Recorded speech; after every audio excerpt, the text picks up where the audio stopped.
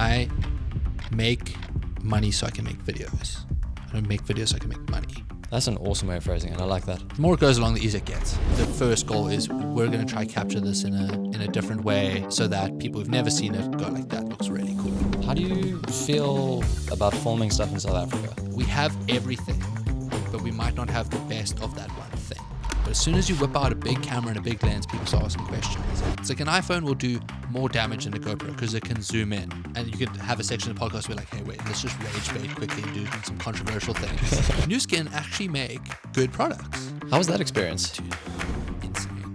That was the most amount of money I've ever made in my life, in a week. The basic camera and a dream, where would you sort of start? Where would you direct your focus? Consuming content so I know what to create. The next wave of content, at least on YouTube, is kind of almost a bit more humanized, a bit more relatable, a bit more genuine.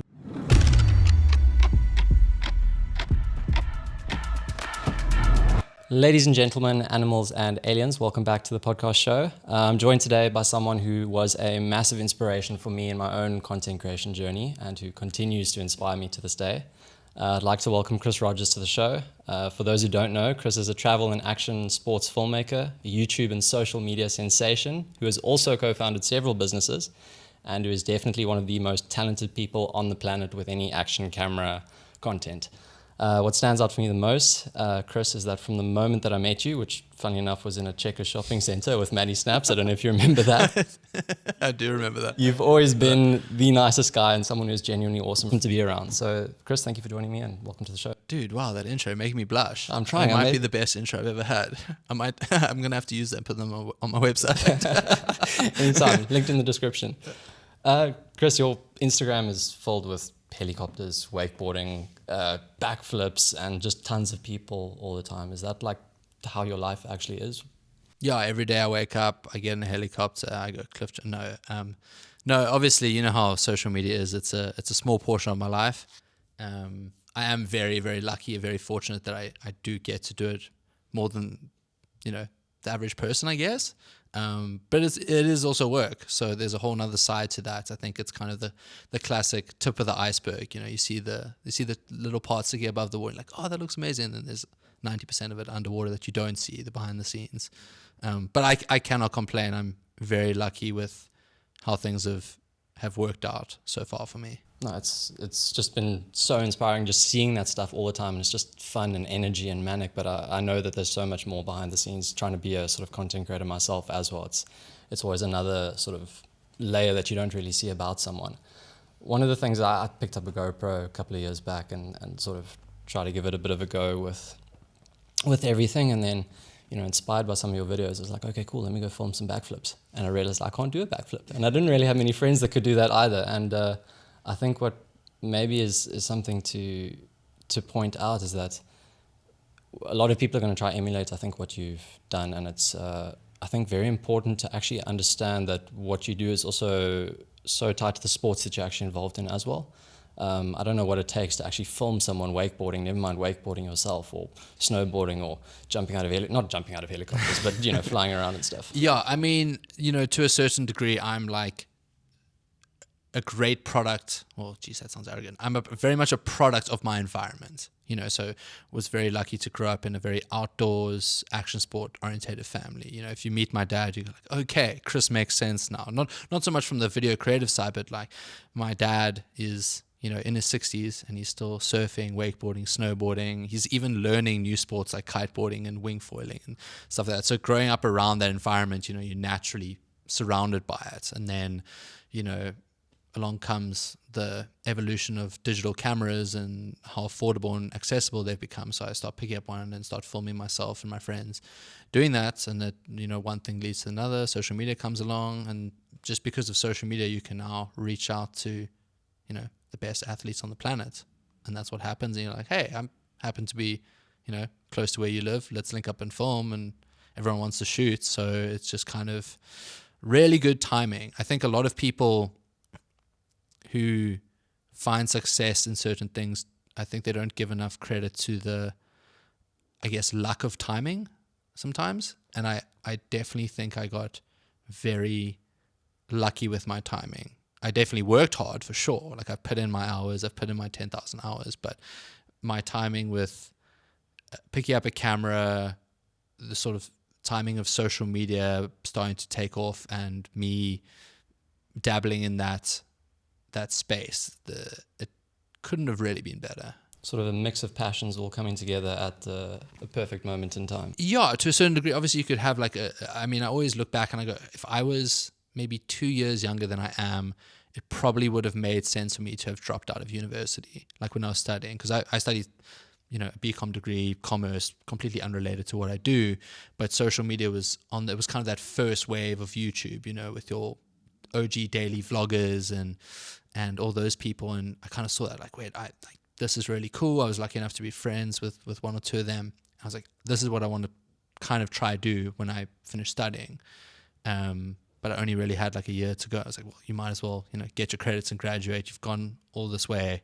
You don't just give up on that. So finish that. I was like, cool, I'm going to give the content thing a go for a year or two, see what happens. And yeah, social media kind of sort of turned into what it is today. And it worked out pretty well. I think you can say that quite confidently. Yeah, it's nuts. And I forget about it sometimes, man. I definitely take things for granted. And like, everyone has things that annoy them and, struggles and whatnots. And I kind of forget, like, I need to look back and be like, yeah, if I could tell myself what I'm doing now to, 20-year-old Chris, you'd be like, what the hell? Like, that's insane, So it's important to kind of look back and be like grateful for where you are right now, because, 5 years ago, you're potentially dreaming about being where you are right now.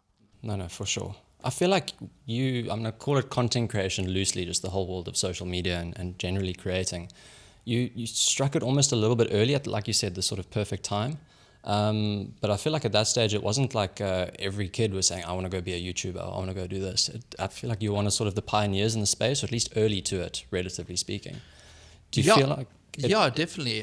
Sorry. No problem. Definitely part of, I still think there was like that first wave of YouTubers maybe a little bit before me, but that was your basic stuff, your vloggers in their room, that sort of Casper Lee generation, if you will. They really paved the way and kind of came onto the scene, and people were like, whoa, okay, like these guys are actual people with serious influence. And then this an actual career. This is an actual career. And then this next gen that maybe you could say I was a part of kind of came in and established it a bit more, maybe from even a more premium side of content, instead of it just being like in your room with a webcam or a camera. Now we came in and it's like, oh wait, we could even hire these people as a filmer. Like, we don't even care about their influence. And that's sort of the transition I made. I was, while I was studying, I was getting hired as a filmer editor for, music festivals and the odd client job here and there, which was insane. I remember picking up a camera for fun, and then, 2 years down the line, people were like, oh, how much you charge? I'm like, wait, what? I can make money from this? and then I guess I saw social media as a way to work more for yourself and do what you want, instead of having to deal just with the clients and what they want. It was kind of like, wait, you could make money making the stuff you want to make, instead of a client being like, oh, do this, and kind of being told how to be creative to a certain degree. I can imagine that was quite intimidating, though, kind of almost having to go out and chart your own path, if that makes sense. Like, because it wasn't really, like you said, like an established sort of thing. You were kind of you kind of had to go and create your own little path towards, building and putting out what you want to be creative. No, for sure. I think I saw enough proof out there to be like, okay, I know people, I see people doing daily vlogs, and Ben Brown. Like, I was friends with Ben Brown, and I got to spend a bit of time with him, even traveling a couple of trips, and I learned just so much just from seeing that behind the scenes world of, this guy was putting out insane content daily. And I kind of looked at this like, this is what I want to do, but not to the degree of like every day. I was like, I want to go maybe one a week and a bit more focused on the stuff I like to do. Like, I want to film wakeboarding, surfing, the things I like to do. And, if I saw what Ben was doing, and I was like, okay, if he can do this with, his world of, traveling, and he was really into his photography, and, he's like a ex-world champion kayaker. So he had these elements of, Yeah, dude, he's got like a junior bull title on kayaking or The something. man has done a million different things. Dude, insane. So I saw that, I was like, okay, well, if he can do that, like surely there's got to be a way I can do my version of that to a certain degree. And I think just seeing somebody that I knew personally going, okay, well, if he can do it, then like, why can't I do it? And I think that helped a lot. And also, you know, coming from the side of still being hired as a filmmaker, it was like, even if it doesn't work out, people are still paying me to make videos for them, you know, whether I'm getting hired by a music festival, an artist, or even a brand to shoot stuff. And that still happens to this day. I just don't do it as often. Why do that if you can do it for yourself, you know, unless the project's, you know, if I do a freelance gig these days where people are like, hey, we don't, you know, care about social media, we just like your style, I'm pretty much only saying yes if the project is really cool. I'm like, that's such a sick project, I could just put it up on my YouTube channel anyway. Or it's a really, really big paycheck. But even then I'm like, oh, like if it's an average project but a big paycheck, I'm like, oh, do I want to compromise that? Or I think I'd rather make a little bit less money but doing something I really want to do.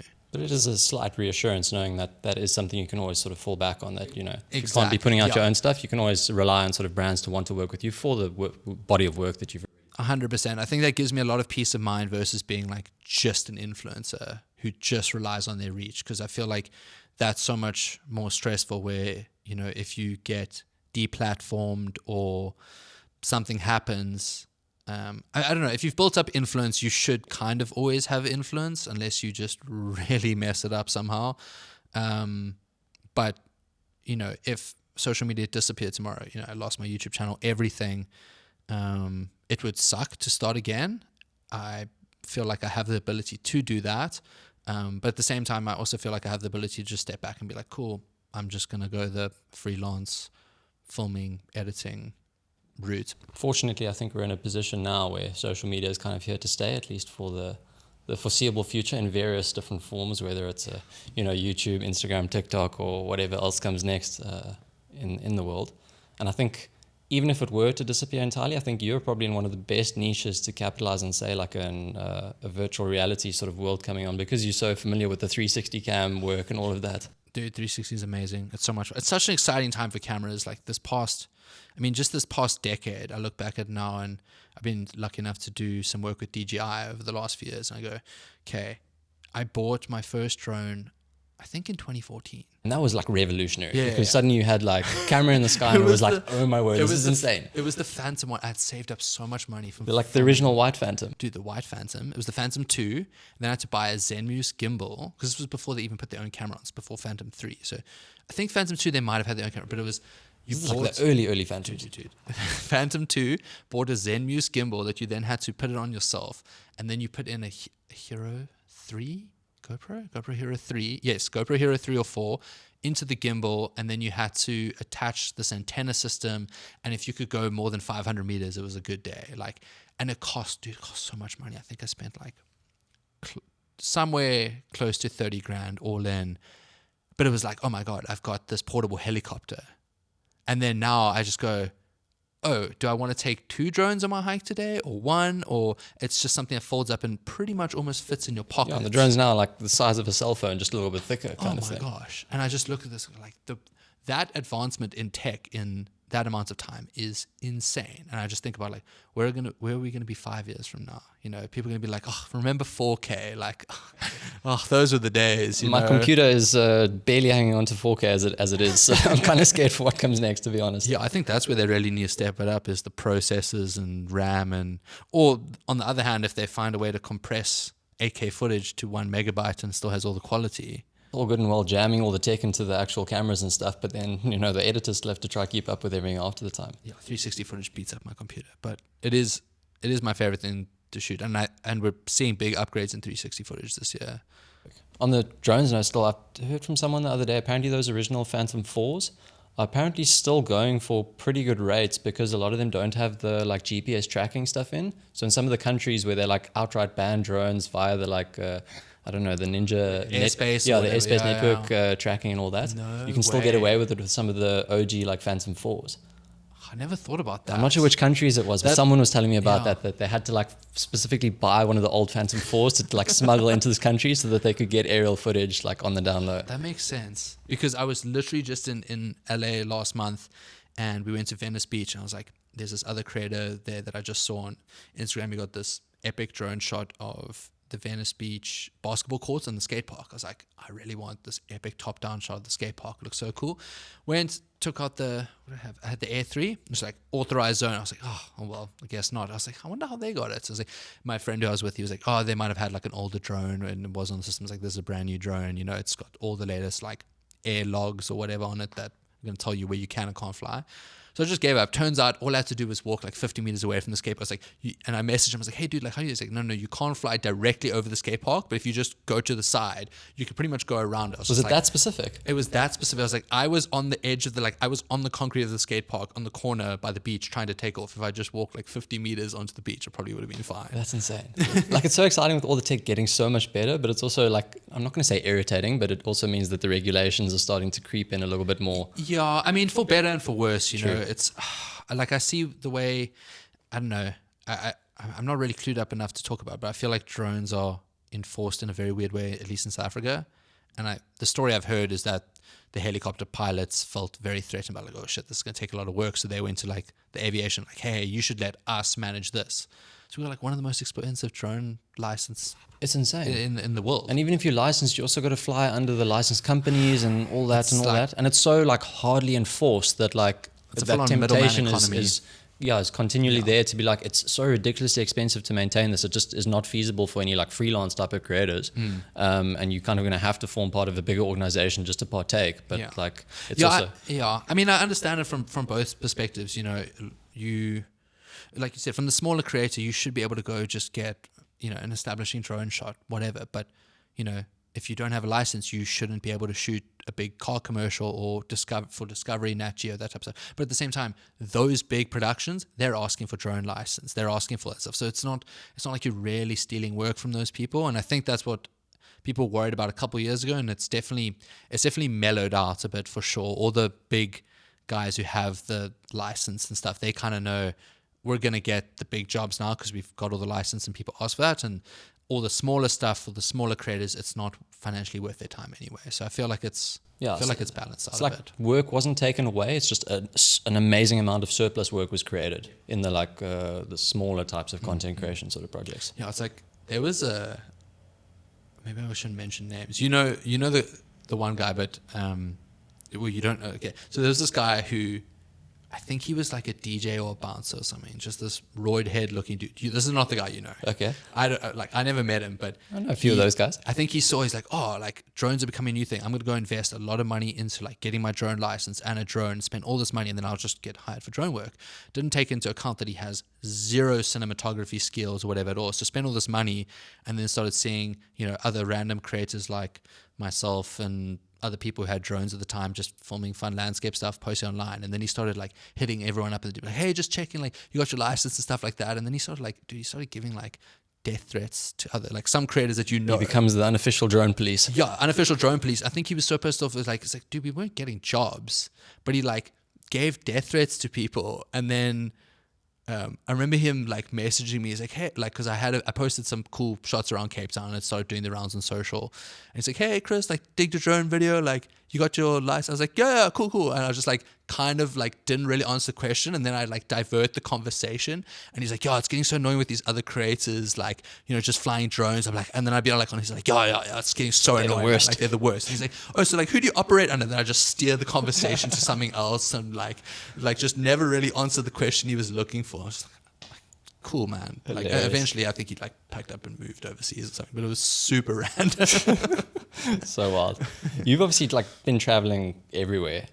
Any issues getting past any security checks with either drones or any other gear and equipment? So this is an interesting one. I think I'm very lucky that I shoot 5% of the time on a GoPro and a drone. So I look like a tourist. That's true, actually. Yeah, your setups aren't, I can't imagine they're like that elaborate. You're not coming with like 20 Pelican cases. Exactly. Pelican case, big red flag. I got another friend who was like, yeah. I was like, dude, how did you get into like Miami airport? And he's like, no, they pulled me aside. And I was like, just said it was a hobby. I was like, you told them, like, it's like, yeah, somehow I got away with it. But, you know, if they pull me aside at customs and they're like, because it's such a gray area, the whole work thing. But, you know, if they open my bag, it's like, oh, you know, every tourist has a Mavic Mini Air, a couple GoPros. I might just have a few more GoPros than the average person and a few more accessories, but it's nothing that looks big and it's so funny, the discrimination with gear. It's like, I'm not rocking up with a big lens and a fancy looking camera that looks like I'm here to shoot a big commercial. So it's super chill. But as soon as you whip out a big camera and a big lens, people start asking questions.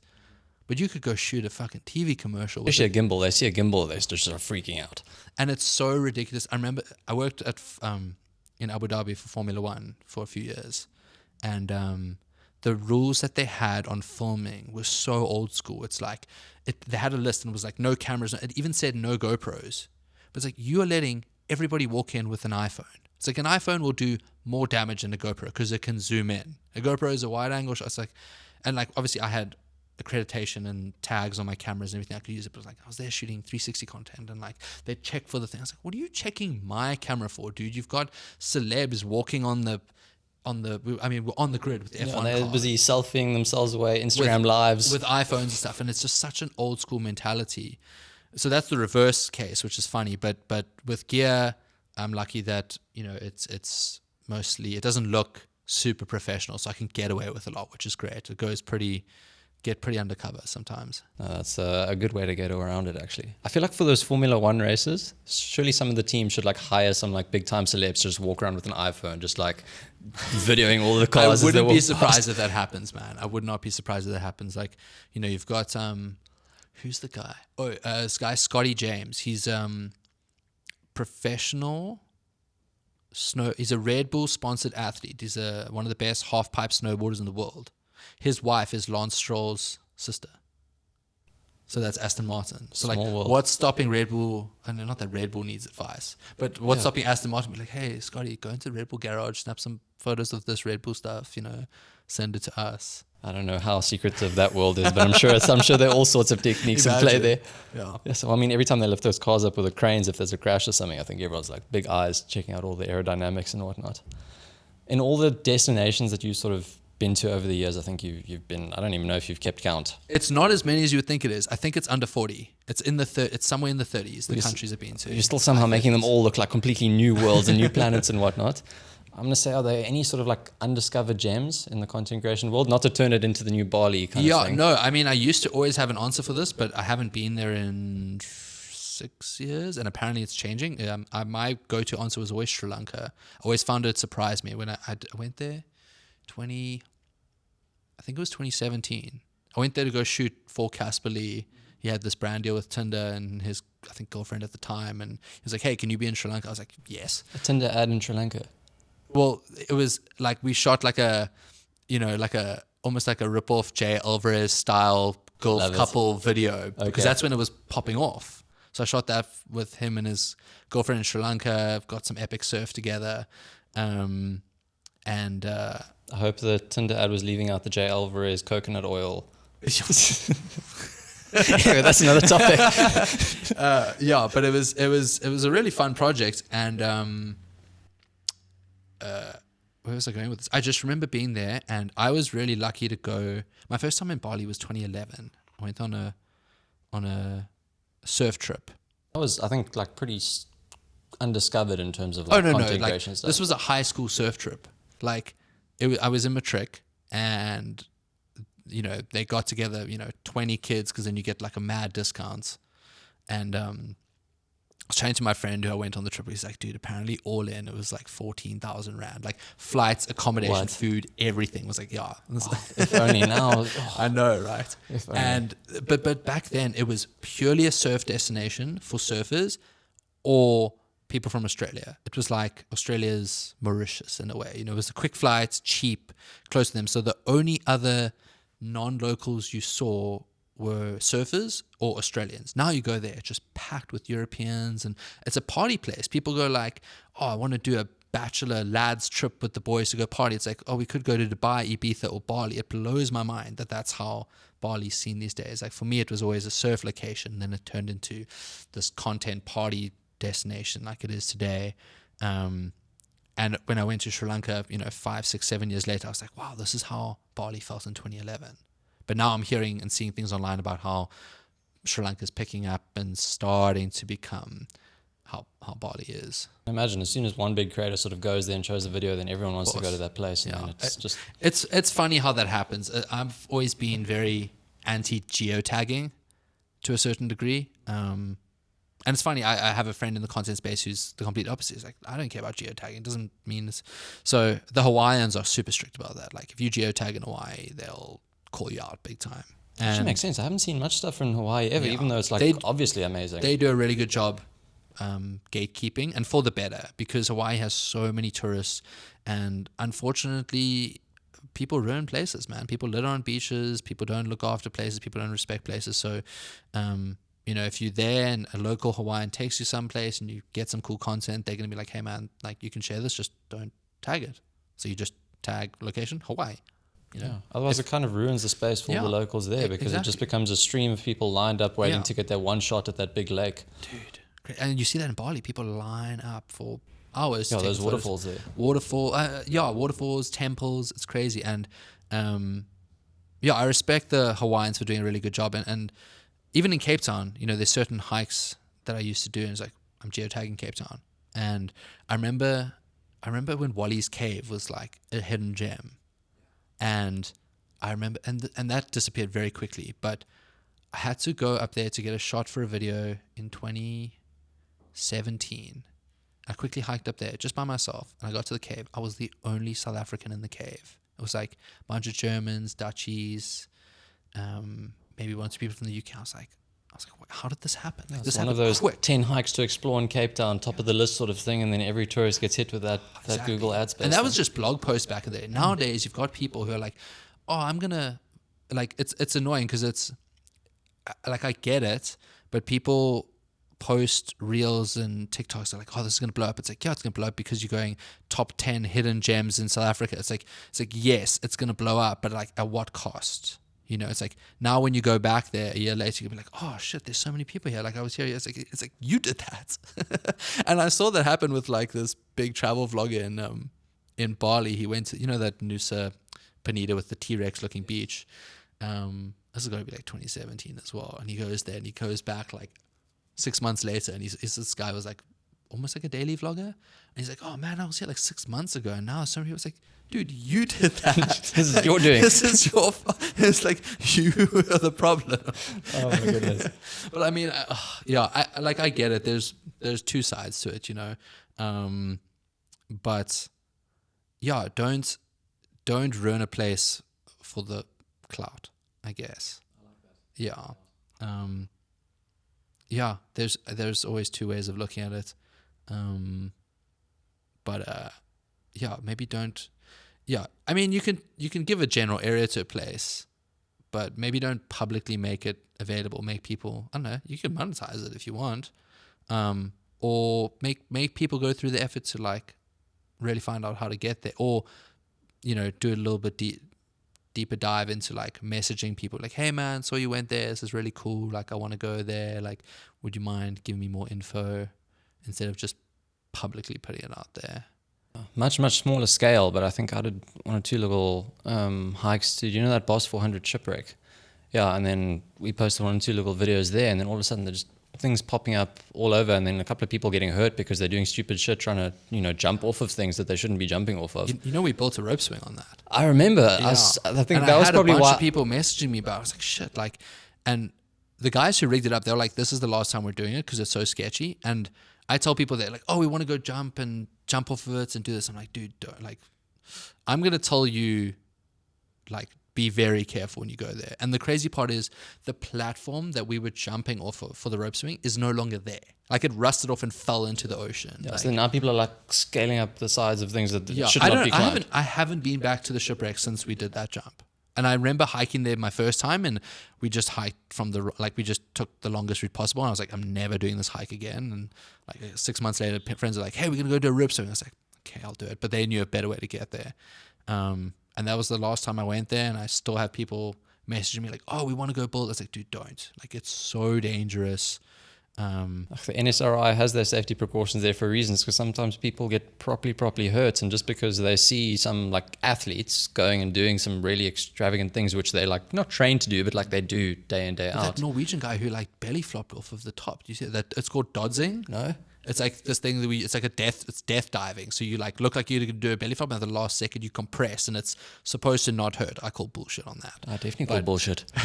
Dude, but that is a fucking high jump. Like even if you jumped and landed feet first, that still hurts. No, I was too shit scared to actually jump off the thing when we went there. Our mutual friend Henry LaRue, he likes jumping off of stuff. But like I've done only a 20-meter jump before off of like an Olympic diving thing. Like we used to go in school. 20 meters. We used to go on like school swimming trips, and then down to Durban. Okay. And then at the pool there, I was only the matrics or the final year students that were allowed to like jump off the thing at like the end of this. So always like you wait like 5 years to like get your chance, and then yes, it hurt like a motherfucker.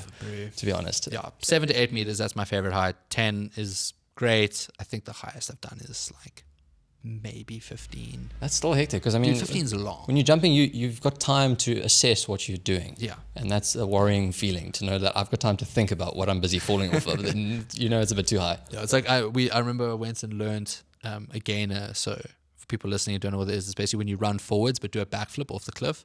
And I remember like when we went to the 50-meter one, it's like, no, you don't have to huck it as hard, but you got to like mentally prepare. It's like, don't huck. So as you're running, you just throw your head and just like relax. And then you've just got to like know that you have enough time, and eventually you slowly come around. You see the word like, okay, cool, now you can bring it in. But surely stuff's gone wrong during all of these missions. I've been very lucky, very calculated with that. I think as much as it looks like I push things to the extreme and whatnot, it is very calculated. Almost sometimes I think I wouldn't say too. I don't think you can ever be too safe, but like I've always told myself I needed to go do a double backflip at least once. I've never just gone and put myself in that situation, but I just need to be around the right people to hype me up, and then like have someone else who can do it.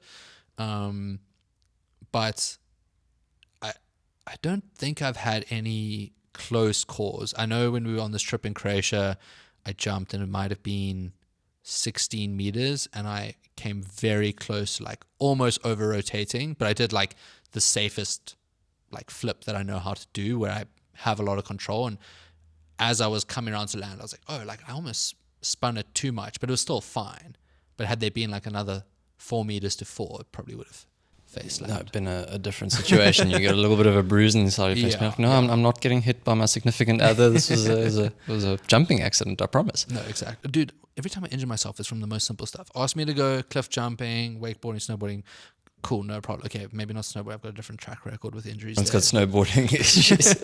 But like, if you see me in crutches, it's probably because I like tripped downstairs or like walking on a heel or something. Like something mundane where you just, because you're not focused. It's like, oh, you walk upstairs every day. But like when you're zoned in on like, surfing and stuff, maybe it's because you're more focused. Yeah, you kind of I think you get into that like sort of zone a bit as well. Yeah. Is it intimidating? Because you said you've like invited a lot of like world champion, I don't know, wakeboarders or all adventure sports sort of people along with you. And you obviously then trying to film them or do stuff with them. Is it intimidating kind of seeing the level that they're operating at and being like coerced into like stepping it up a bit? No, not really. I mean, I'm super inspired by them. I guess it depends on the project, because like so much of the time we're just so focused on filming. So, when I'm filming a snowboarder, I'm snowboarding next to them, but it really comes down to like, do we even have enough time for me to actually just take a couple fun laps for myself and like hit the jumps to try do something instead of hit the jump to just try get a good shot. And so I think especially when I filmed the wakeboarding, because like, man, wakeboarding will injure you so quickly, and the wakes and the boats that these guys are riding behind are just insane. So like, I remember it was like 2 years ago now, we finished filming and we were just gonna ride back to the dock, and the guy was like, "Oh, Chris, do you want to?" I was like, "Fuck yeah, I'll actually have like a little session." And I just remember hitting this wake and being like, "Oh my god, I'm getting so much air and this is so much fun." It's like, but like if I keep riding, because I was like, well, now you got to try stuff because you're getting so much hang time. It's like, if I keep doing this, I know I'm going to hurt myself. So you just got to kind of have like a little bit of discipline. Like, okay, that's really fun, but like, I'm done. Like, know when to stop. There's always a fine limit to learning. Yeah, but at times, I mean, I'd like to push myself a bit more. I think I probably push myself the most when it comes to like surfing, but I feel like, surfing, maybe an injury is more going to come from like just a beat down on a wave hitting a shallow reef, not from, I'm not good enough to be boosting crazy airs and trying like insane things. I'm just carving, having fun, trying to get barreled. And it's like, if you're not getting barreled, the wave's going to take you and maybe drop you on the reef. But I'm not too concerned about that. I'm more concerned about me being stupid and be like, yeah, I should try like a double backflip on a snowboard, and I should be like, no, don't, maybe don't do that. A little voice that imparting wisdom. If it's into powder, sure, you're not going to hurt yourself most of the time.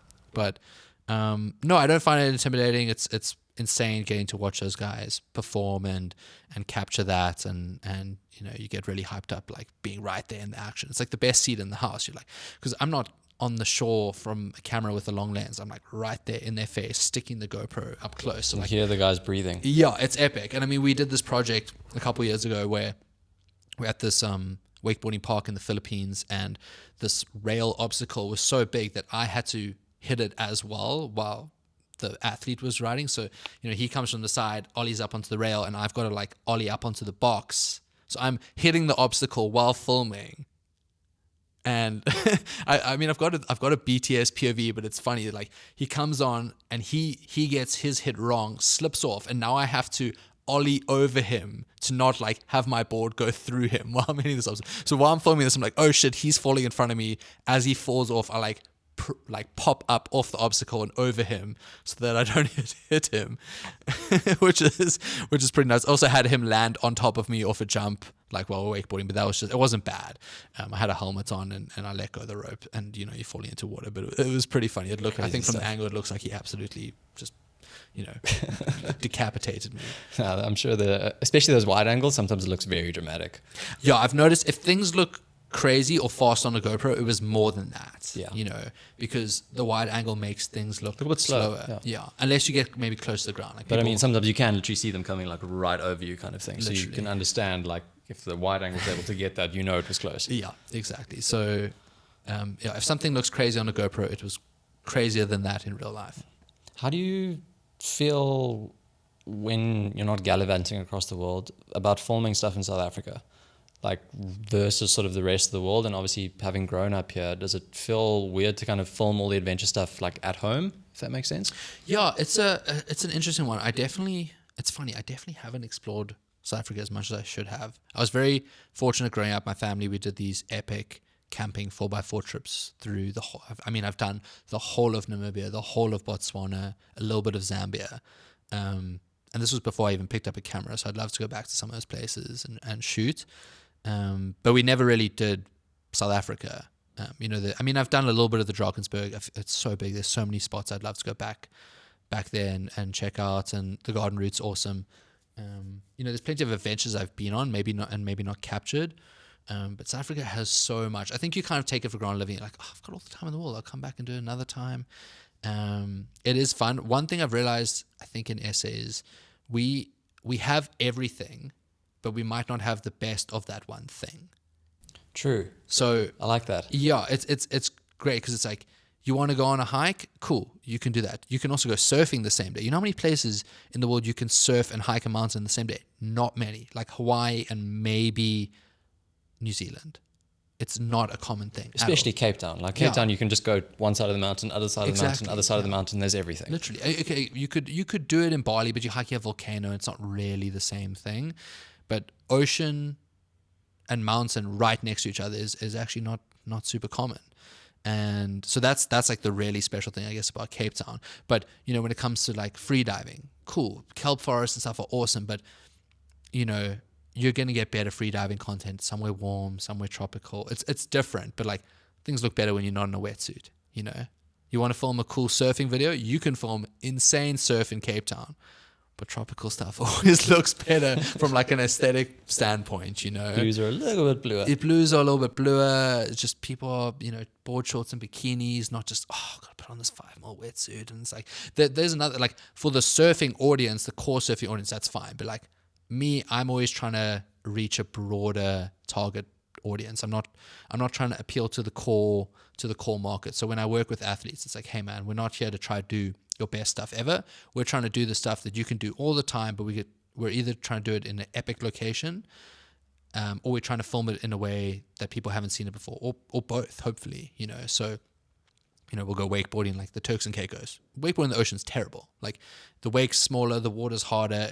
You can't do your hardest tricks, but does it look good? Oh my gosh, it looks amazing. And like, wakeboarding is, action sports is such a small market. The average person watching it, they don't know the difference between somebody spinning a 720 versus a 1080, grabbing it. No, they just want it to look cool, and it's cool locations. Like, I'm trying to appeal to that audience. I'm trying to make people watch this who've never seen the sport in their life and go, wow, that looks awesome. That looks like so much fun. I can speak from experience. If I see a big backflip, it looks better than a small backflip. Exactly. And it's so funny because I could play you a clip of a wakeboarder doing two different tricks, and I could be like, which one are you more impressed by? And I know you're going to pick the one that's easier, but because I know the sport, I know which one's harder, but it might not look that impressive to somebody who doesn't know it. And that happens a lot. Is it difficult kind of conveying that to all the like athletes that you're working with? Just saying, look, this is what's going to look good on camera. No, I think they understand that. And when I work with them, I'm like, hey man, we're not doing this for you to get respect by your peers necessarily. We're doing this because it's going to appeal to people who've never seen the sport before. We're going to try. Don't get me wrong. If we can do both, awesome. But the first goal is we're going to try capture this in a different way, so that people who've never seen it go like, that looks really cool. Makes sense. Have you seen the movie Roadhouse? Yes. So, the new one. Yeah, the new one, of course. I was listening to a couple of interviews. Apparently, like Conor McGregor had to like relearn how to fight a little bit because fighting on camera is so difficult to like actual fighting that he had to like reimagine all his techniques and stuff. So I was wondering if it was similar, like for all the guys that you're working with, if they've got to like just re-understand how it's going to look good on camera versus how it's going to like actually take to execute on it. I feel like maybe a couple years ago, but because content's become everything these days, athletes have become content houses because they have to. Like, the world of competitive action sports has definitely declined to a certain degree, and content's king, man. And so people understand, like, okay, I remember I was on a trip with Oakley in Mammoth Mountain. It's a ski resort in California, and you're with Oakley snowboarding team, these guys who have like Olympic gold medals and X Games gold medals. And I had this 360 rig, which was this whole body rig with this pole sticking out, and it was so hard to like convince one of them to like put it on them because you do look like an idiot.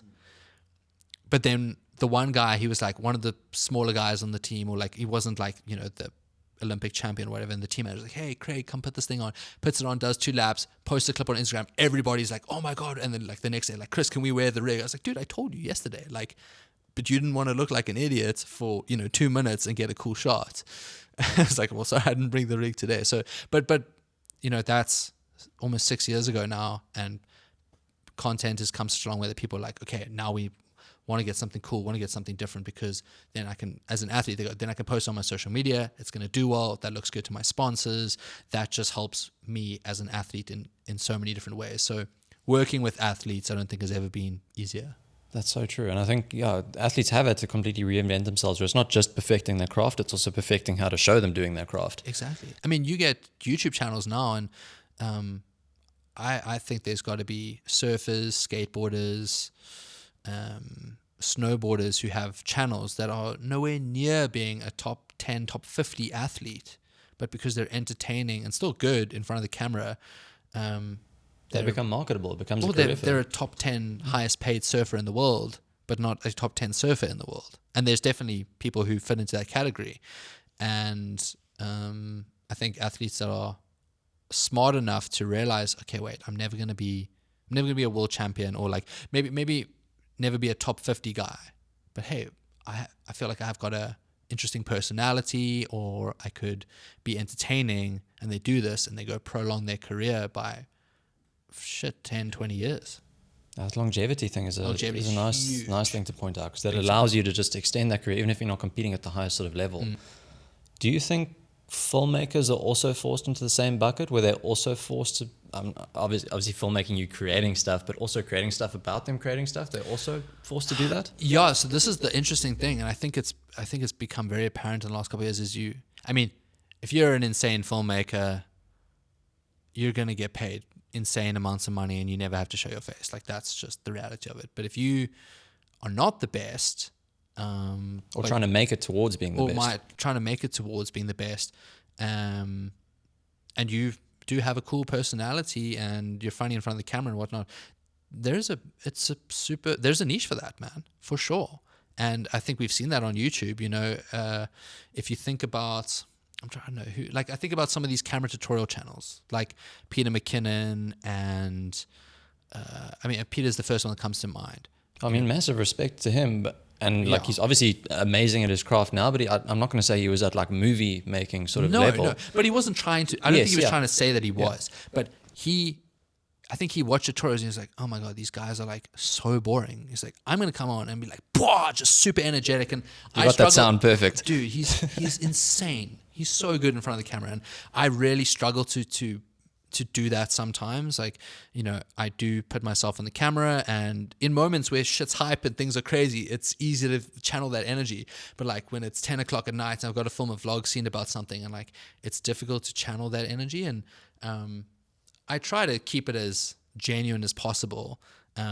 Obviously you don't want to be boring and monotone. And if I do feel like I'm sounding like that, okay, cool, have like a sick background song to like bring up the energy a bit. But you know, with someone like Peter, I guess he's a good example of someone who knew what he was doing. He knows how to film whatever, but it's not like he came onto the scene as like, you know, with a huge like, I know him as the guy who really knows how to teach. I don't know him as the guy who's like, wait, I've seen he made these epic videos of like this, and this, and like that's why I want to watch him because he's done this. It's like no, the teaching came first. Exactly.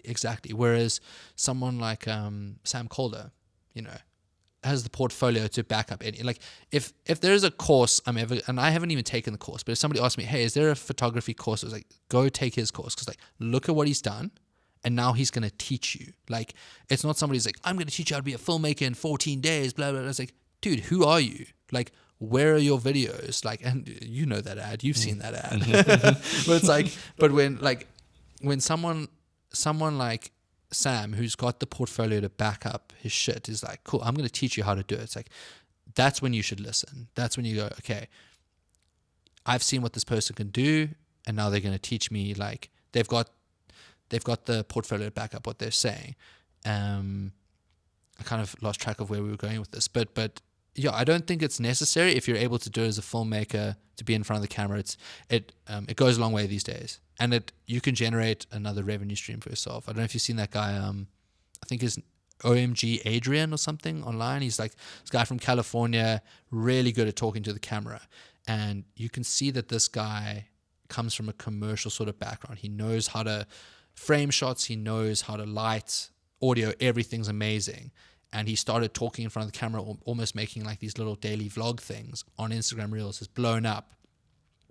And I'm pretty sure his career has gone from being hired as a filmer editor to now also being hired as an influencer, which I feel like a lot of us have taken that path. You know, it's like I said, people used to hire me for my content. Now they hire me for my reach as well. The smart brands hire me for both.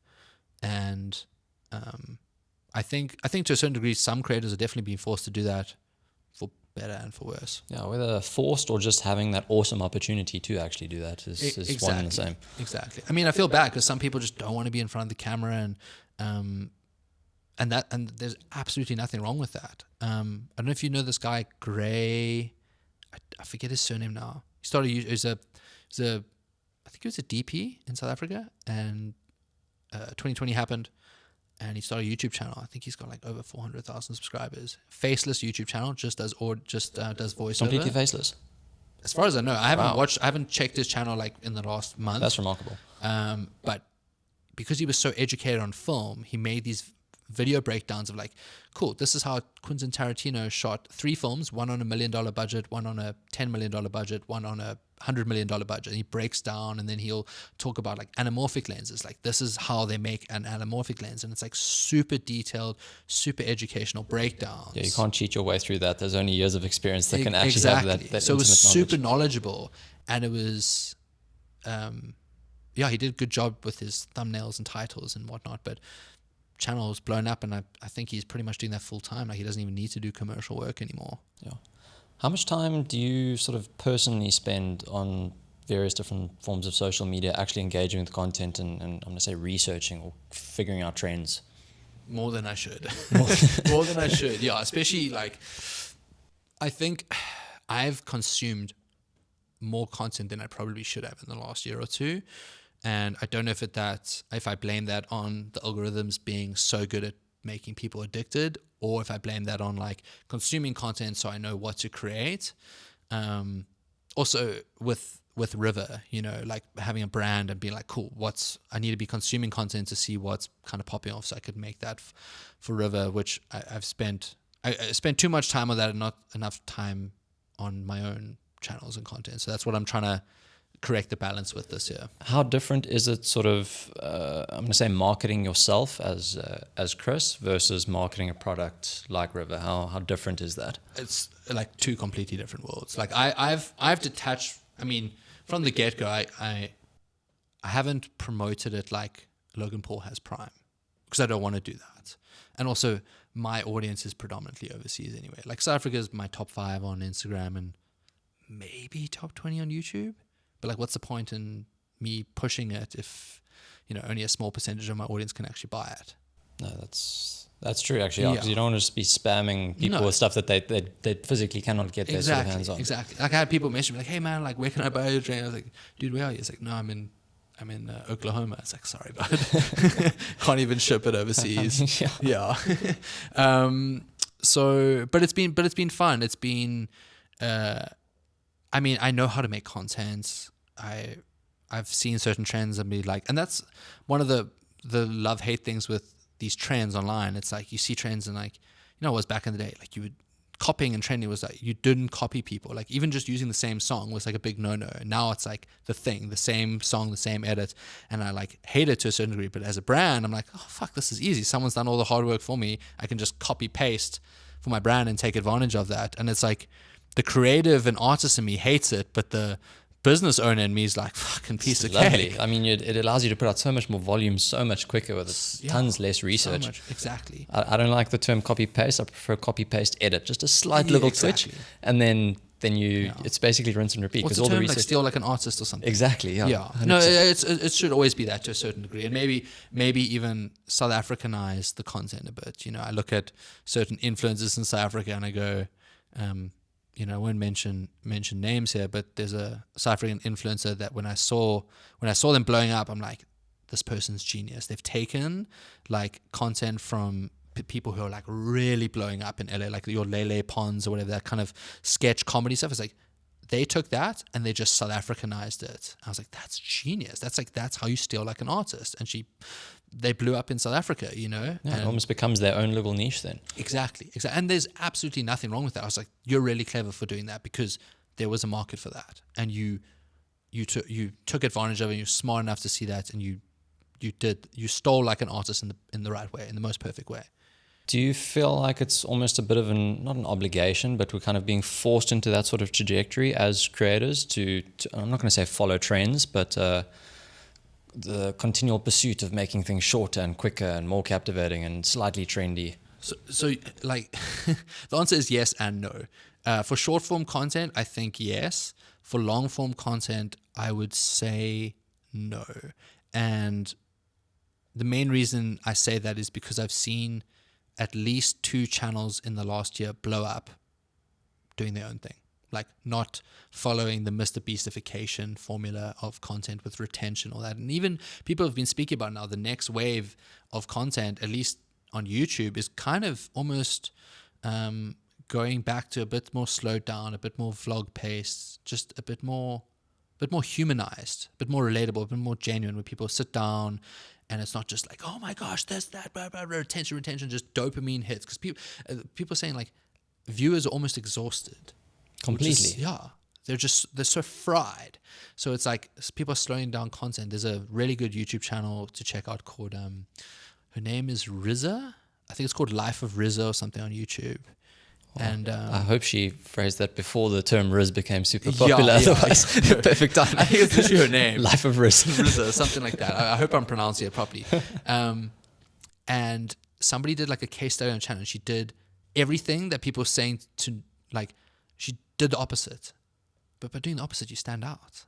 You know, and her content's slow paced. But this is like the best way to describe what she did is like if somebody who is really good at cinematography, storytelling, editing, color grading decided to start vlogging. That's what she is. It's like you watch the content, like it's so.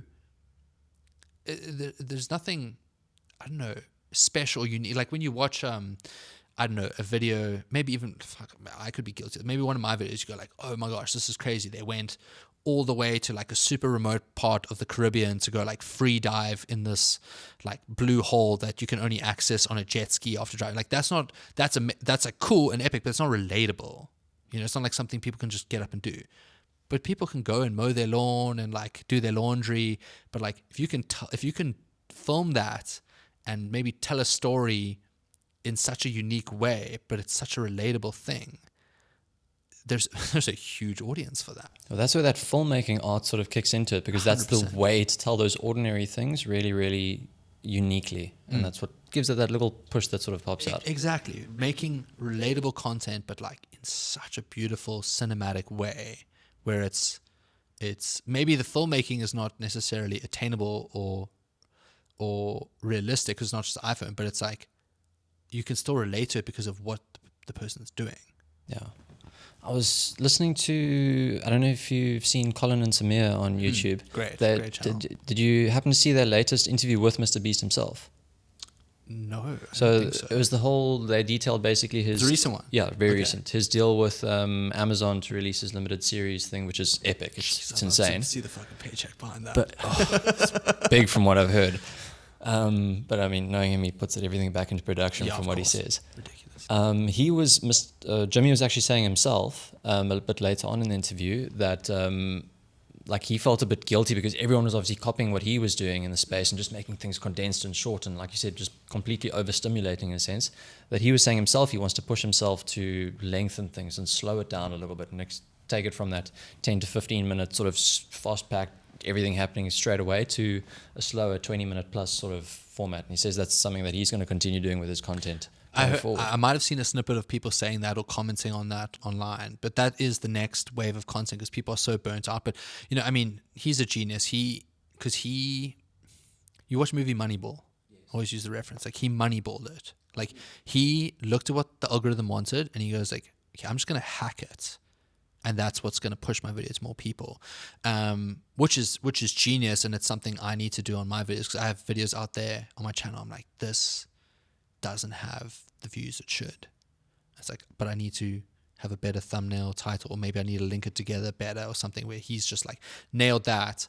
But now he's he is the biggest name, so he can kind of do what he wants. Yeah, he sets the trends. Yeah, exactly. So he is the trendsetter. But I mean, you could even reference that back to like when Casey Neistat was like at his prime daily vlogging. Look how many people copied that. You know, so if you are the biggest name on a platform, for sure people are gonna, well, like it's working for them, I'm gonna make it work for me. Yeah, but those people are also the ones that are going to be the first people that have to kind of reinvent themselves. Definitely. Otherwise, they just become the person that everyone is doing the same thing, and then it's difficult for them to stand out as well. Yeah, no, I mean 100%. I think that's I don't really watch his channel much, but I feel like Arak probably falls into that category. I haven't seen anything. He's just, I don't even know how to describe it, but also just crazy videos. So in some way similar maybe to Mr. Beast, but like clearly saw what Mr. Beast was doing and he's like, okay, I'm going to do that in my own way, but also just hacking the algorithm, doing crazy things, seeing what works, doubling down on it, doubling down on it. And yeah, so it's an interesting one. I think if you're starting out, you've definitely got to follow trends to an extent, but also if you can find a way to make you stand out and be a bit different, definitely don't be afraid to do that, especially on YouTube with long form content, because people, and I need to do this myself more, but people can become attached to you as a person, as a personality. And if you can do that, that's so powerful, because then people are tuning in to just see what you're up to, what you're doing, not so much what you are doing. Like, you know, Mr. Beast, it's people tuned in more because he's smashing trains with Lamborghinis and into pits. It's like, it's what he's doing. It's not like, oh, I actually want to hear what his opinion is, what he's saying. That it's like, it's not so much personality wise. Do you think people kind of have to Well, go there's- through a couple of reinvention cycles in order to get that making it about more about them? See, I'm anti that. I don't want to put myself online too much. Like, at least from a personal level. Like, I don't want to. I don't want my personal life online in the sense of You can split elements of your personal life there Definitely. as well. Like what's Definitely. personal to one person might not be the same for another. Exactly. I mean, I like I said, because I was friendly with some of those YouTubers back in the day, I got to see the downside of that firsthand. Like, someone they've never met in their life comes up to them, and they're always really good at handling, I guess, viewers. But somebody's like, oh, like I see, they know a lot of information about you, and you kind of forget. There's like somebody asks, I remember someone was telling me stories like their mom was at a coffee shop and a viewer of like recognized their mom and comes and like starts commenting like, oh, you're so and so's mom, like, oh, how's your dog doing? It's just like, as a random, it's like, wait, how the fuck does this person know that my dog was like sick and like I've never met you a day in my life? Like that's where I would draw the line. I don't want something like, I'm not going to put my personal life online to the degree where that would be a thing that would happen. Yeah, and I think creators can kind of choose a life in the spotlight themselves, but if they force everyone in their immediate vicinity into that same life as well, that's not something those people can choose. Exactly. Yeah. So I think there's, but it also comes down to personal preference. Like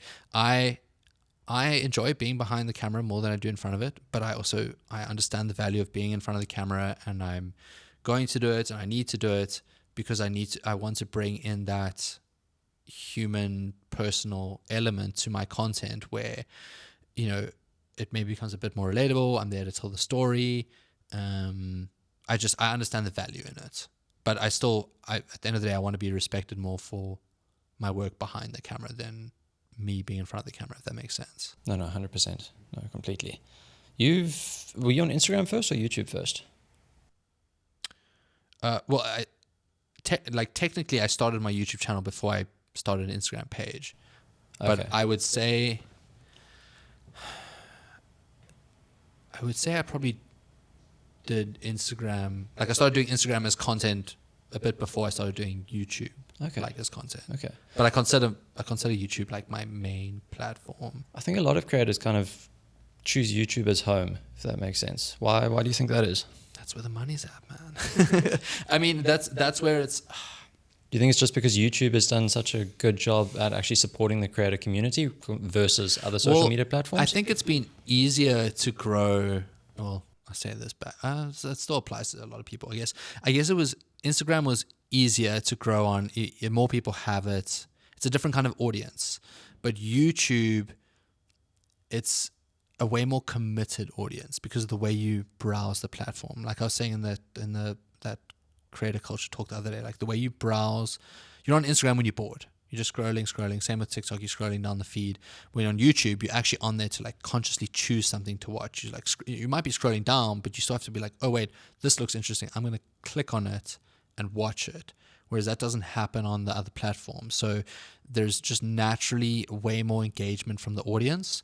So when it comes down to and I think people who are in the industry know, like, the money on YouTube is way more than in any other platform, and it's because the audience is more engaged. A brand knows if they've got $5,000 to spend and they go look at an Instagrammer, let's say with 100,000 followers, or a YouTuber with like 30K who's got like a good audience, even though there might be less numbers on the YouTube channel, that audience is just naturally more engaged, and the call to action is probably going to be potentially more effective. Obviously, there are a lot of variables involved in who your audience is, how they interact with you, what they're actually interested in. If I think now, I cannot for the life of me remember what the last couple of pieces of content were on TikTok or on Instagram Reels that I went through, but I can probably remember the last 3 YouTube videos that I've watched. Like, I was sitting down here just before this watching or eating lunch, and I was watching an Ollie Craig spearfishing video, and like, I know it quite intimately. I can remember what it was about. I remember where he was, but I have no idea what I watched on Instagram or TikTok. That's because he had your attention for 10, 15 minutes? Yeah. He had your undivided attention for 10, 15 minutes. People on TikTok and Instagram were lucky to have your attention for 30 seconds. at most, maybe a minute if you like really liked a certain follower. But most people on TikTok and Instagram are getting your attention for what, 15 seconds to a minute max. I still don't find it sticking though. Any of the short format stuff like on Instagram. No, because you also watch. Yeah, even if I'm engaged with it, it's just the next. There's just so many things that your brain can't remember that many things. Like short-term memory can only function so well. Yeah, and I think that's another part of it. So you're naturally more engaged on not YouTube Shorts, obviously, but on YouTube. So, and there's value attached to that, man, for sure. But I think all the short format stuff is also such a powerful sort of top of the funnel thing to get people to engage with your longer stuff. 100%. So I've got this friend Wade, his YouTube channel is Offshore Tales. This guy has gone from, I think this time last year he maybe had at most maybe 50,000 subscribers. You'd have to look it up now, but he's got to be approaching 700,000 to 800,000, maybe even more in the space of a year. And it's funny because he's kind of the exception to me when I've spoken to other people who, I've got friends who were like, travel Instagrammers, and then they blew up on TikTok, and they got like 2 million on TikTok. And then when YouTube came out with YouTube Shorts, they started doing YouTube Shorts. They blow up on YouTube Shorts, getting like 2 million subscribers. But when they make a long form video, it doesn't translate. Doesn't hit. But Wade has created short form content that funnels in such a great way to his main YouTube videos, because what he's actually doing is he's going out there and he creates like these crazy survival vlogs that are in 15 to 20 minutes, and he goes out and he like puts himself on a remote island with just a spear gun and like pretty much that's it. And he's got to put himself in there for 48 hours. Now he's got to survive, catch a fish, start a fire and survive, and like make fresh water for 48 hours. He documents the whole journey. But then while he was telling me, he's like, when he's out there, he films hooks for short form. So he'll like set up his GoPro and he goes with his spear gun. He's like, this is me surviving 48 hours catching like fish just with my spear gun. Or creates a better hook than that. I'm terrible at hooks, but he creates like 6 different hooks. And then when he posts his YouTube channel, he posts a short form for the rest of the week. Maybe does one video a week. So he puts his video out on Monday. So Monday, Tuesday, Wednesday until next week, he has a short go out, but he has it on TikTok, Reels, and YouTube, all the same format, all the same video, and it's got the hook. It shows a little bit of some action from the vlog, and he might leave it on a cliffhanger. He's like, watch what happens on the vlog, and it's directing all the traffic there. And he's one of the few people who I've seen. I think his shorts still get way more views than his long form content, but his long form videos are still getting 50, 100, 200, 300,000 views, which is insane. That's such an art, kind of carrying it over from short format to long format. I feel like a lot of the guys who sort of, I'm going to say, made it a little bit early on before the like wave of short form sort of came on, I think a lot of them might have been a bit reluctant to jump into the world of short form and to learn how to kind of cross-pollinate a bit. And I fall into that category. I don't think I posted short. Really? No, I don't think I posted short. I was very anti it. And I'll tell you why. The main reason is because they didn't separate the feed. They didn't separate shorts from long form. Okay. And I have people who message me like, hey man, I just found your channel and I binge watched for like 2 days, and they just put on their TV, sit back, and they just watch a video and then it plays in the next one. Like, I don't want to, it's funny because like it's probably such a small percentage of the audience, but I don't want to like mess up that viewing experience. I don't want people to sit down and watch like an 8-minute video of mine and go like, that's so sick, and then it's just a crappy little short for 13 seconds, like, wait, what? And then now it's like, they kind of get, but I think YouTube's fixed it. I think they've separated it, and it's all, there's a shorts tab and a video tab now. So I should, but I need to, because I've never adopted it, I need to have this mentality of when I'm out filming, like almost have like a producer or something reminding me like, oh wait, we should film a hook.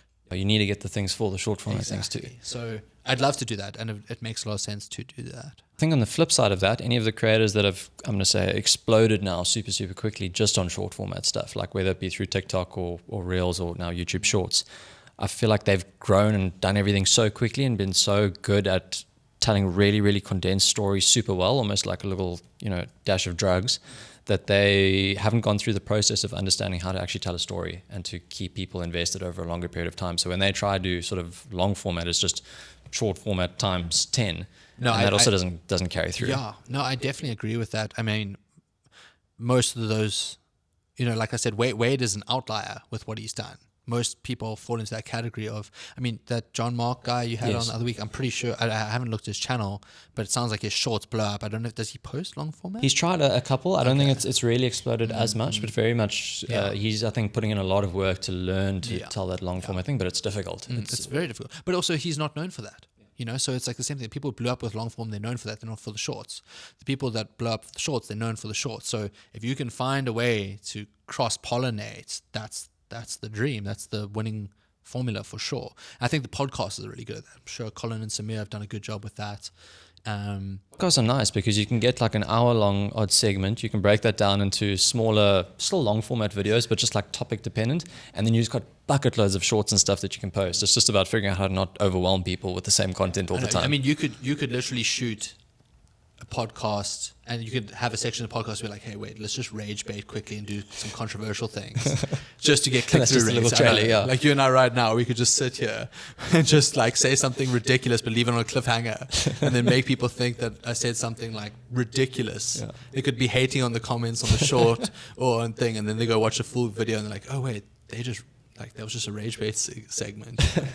And it's funny how people do that. People literally. I think I don't know, like I kind of hate it because it's like, but I kind of respect it. It's like, I see what you did there. Like you were smart to do that, but like, I hate that you did that. I think as long as it sort of isn't too far removed from what the content's actually about, then it's good because it's just getting eyeballs sort of on it. Exactly. But if your expectation is, okay, this is going to be the most controversial piece I've ever seen, and then it's not, then you kind of feel a bit like, not betrayed, but like it wasn't a reflection of what it actually is. Definitely, yeah. I think I hate on. Maybe it's just because, you know, we go out there, we spend so much time and money on something, and then you watch it get like 10,000 views, and you see somebody like post an iPhone video, be like, "This is how I made $100,000 this month," and then it's like a 6-second video, and then it's like read caption. It's like, you motherfucker, you just got a pyramid scam, and it's like you get like 100 million views and probably made a ton of money off scamming people with some bullshit course. I'm just like, I get what you did, but like, fuck you. How do you feel about courses? Like now in the educational space, in the content space? Super oversaturated. I think any course out there that says they'll teach you how to be an influencer is bullshit. Yeah. And I'll publicly say that. That's a good rage bait segment right there. But like, I'll tell you why. The timestamp here. Yeah, any course. I mean, all those courses will have disclaimer. There's no guarantee of success. I'm always going to tell people, if you're going to take a course, go take a course on how to learn how to make content. Like I said, Sam's course or something like that. Like there's someone who like, go look at his work. You know that this guy knows how to make videos. He knows how to edit. I don't know if he has a storytelling element. So like maybe, I think Casey Neistat had a course about storytelling. Go do that. He knows how to tell stories. That Nicholas Crystal guy, he's building a course, I think, he's been working on that for ages. For so long. And I'm pretty sure it's going to be insane. I think perfectionism's probably holding him back. I don't know. I don't know him very well. We don't chat often, but I know when that course drops, it's going to be insane because he knows how to storytell, he knows how to film, and he knows how to edit. So those are the courses I'm going to recommend to people because it's like, look, this guy knows, or girl, this person knows what they're doing. They have the proof to back it up. Like, that's who you should learn from, not someone. It's like, but people don't do due diligence. It's like people are like, I'm gonna teach you how to be a filmmaker in 14 days. And I was like, okay, wait, but who? Like, go look at who they are. Like, have they made something that you actually like? Wow, this is amazing. I want to be able to do that. And I think that's what it comes down to. Yeah, it's not just people who have taken a course and then made their own course. Exactly. The thing about like how to get followers and all that kind of stuff, it's crazy because you got all these coaches who are like, this is how I grew this much. And it's like, all it is like hacking the algorithm with retention, and then it watches and it blows them up. And then it's like this chicken egg thing, like what came first. And it's like, no, you blew up because you just kind of hacked the algorithm, and you didn't blow up because you were making content. You blew up because you told people you knew how to blow up. Yeah. You know how to become famous. Yeah. Also, if it's any algorithm can sort of, like you said, be hacked in a sense for a period of time, and then it's going to change, and then you have to adapt. And if you don't have that sort of core to what you're actually creating, then if you have to change the way you're telling your stories or how it's presented or anything like that, then it all falls apart. Yeah.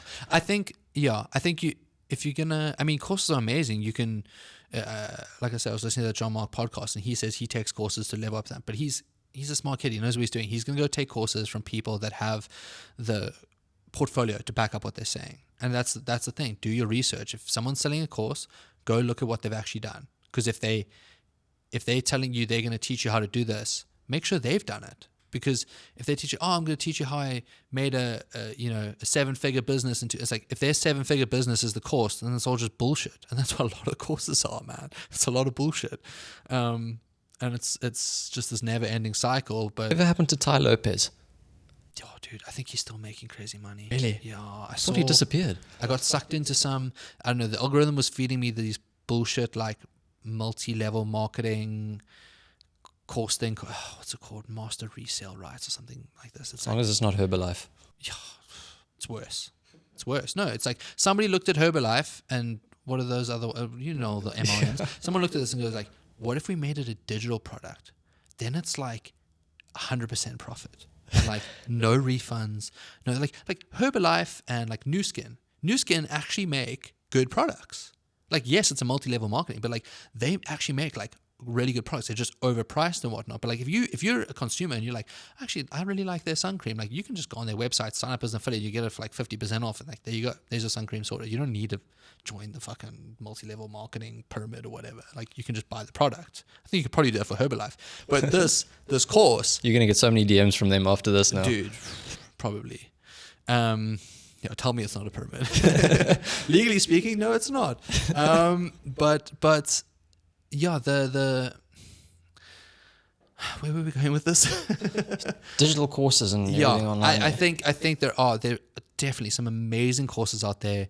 Just make sure you're taking a course from a person who's already done it. You know, if they say they've built a 7-figure business, make sure their 7-figure business is not selling courses. If they actually built a company that's, built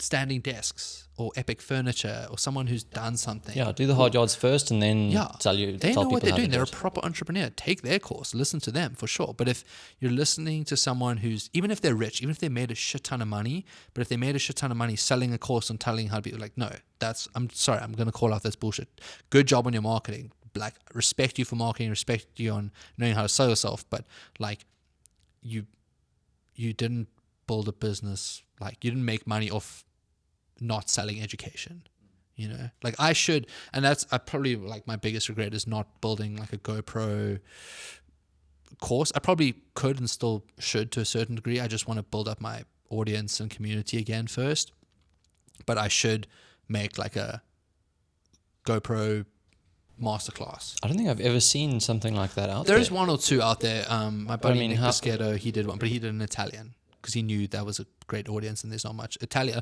because a lot of Italians can't speak English. So he was like, cool, I'm just going to, like, that's where I'm from. I can speak Italian. Like, I'm just going to capture the entire audience. Genius. I think that's another level, like especially coming back to the like Mr. Beast thing, when you're able to like produce your content for everyone, like dubbing in multiple languages and stuff. Like so that's just, clever. it's just another That's level. next level stuff. I don't think anybody else. I remember listening to a podcast with him in it. Apparently he got the same voice actor who voices Spider-Man. Yes. I don't know what language it is, but genius. People in the comments are like, oh my God, he sounds like Spider-Man. Like, that's so smart. That's so clever. I should do that. I've had a few agency reach outs about like uploading my content to like the Chinese platforms. I think people forget that. Like, and it's interesting. I was thinking about this A whole nother today. side of the world. Dude, I was thinking about this today. People like being up in arms about this TikTok ban in the States. And like, I don't know where I kind of sit on the fence with this, because a part of me like kind of hates TikTok and hates what, but I also think about like, dude, so many people have careers from TikTok. Like, there's so much amazing unhinged content that's come from TikTok. And like, as a creator, I'd hate to see people lose that. But at the same time, there's a lot of people that shouldn't, in my opinion, be as famous as they are on TikTok, just because I'm of the opinion that they're like talentless and don't actually provide any value, but each to their own. But people forget, it's like, yes, it's a Chinese-owned platform. It's like, but China said, screw you to all the Western social medias. There's no Facebook, no Instagram, no YouTube, no Google in China. Like, China's gone and said no. So everyone is up in arms about the Western world going, TikTok is from China. Like, we're gonna ban that. And people are like, oh, how can you do that? Whatever. I think the problem is they didn't ban it from the beginning. where China was like, nah, done. Like, no. You're not fitting in with our rules then. Yeah, and I don't know which way it was. I don't know if it was China that said no, or if it was YouTube, it was like, no, we don't want to be part of communist countries. I don't know which way it is, but I'm not astute enough in global politics to understand all of that perfectly. Neither am I. But I don't think anybody's really talked about that. Like, people are up in arms about the TikTok ban. It's like, dude, China said no to all the other platforms. So like, it's just the other way around here, right? Am I wrong in saying that? I don't think so. I don't know, I thought it was an interesting way of looking at it. It's just weird now because with this TikTok ban, the way I understand it from what's been signed, again, I should probably read these things before I comment on them. I know. But yeah, don't this is us just reading headlines. Talking nonsense. I think they're now putting an ultimatum in place where basically TikTok has to be sold to some kind of US entity. Yeah. Otherwise, they're going to potentially face another ban. But I feel like it's been whispered around for ages now. It's I mean, also that's just the classic. That's clickbait. So it's headlines. It sells. It makes people money to talk about that, and that's the media's been doing it for years, man. You have controversial news headlines, and that's what makes them money. That's why they should be like, I don't know if Germany, I might be wrong in saying this, but I feel like it happened in Germany where after World War II, a part of like your tax money, or you're like forced to pay a small fee which goes to like an unbiased, separated news outlet that's like detached from everything. Really? So that propaganda from the government could never infiltrate it. Yeah. And like, dude, that's genius. Like, every country should have that. But like, obviously, no country's gonna want that.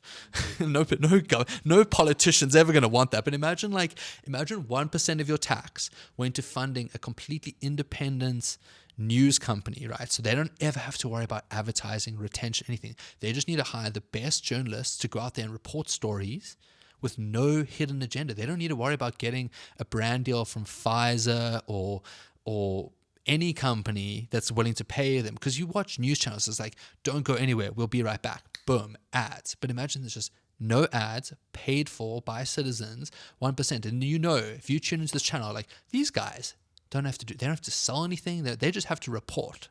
I would take my tax money, put it there, for sure. Be amazing, but just keeping that sort of unbiased is such an art. We almost need some like benevolent aliens to just come and monitor everything for us that don't have any human intentions. Maybe AI will do that. Who knows? Dude, maybe. I mean, democracy doesn't really work.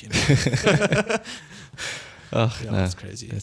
But like, democracy is an interesting one. Politics is an interesting one. I think if I ever, not that I entered the lotto, but if I ever did, it'd be fun to just go fuck around in politics for you, just to cause shit. Be careful, it might go too well. Dude, maybe I should enter the lotto. Yeah, otherwise you blink and all of a sudden you're in charge of some important things, and then it's like, oh dear. Wild. Circling back to sort of the social media sort of space, you've had, I think, quite a bit of experience selling sort of digital products through social media. How have you found the discrepancy between like how things are reflected on YouTube versus on like Instagram, TikTok, and actually like selling stuff through social presences? Yeah, so I released photo presets 2018, and I was like, I thought I was late to the party then. That was like peak.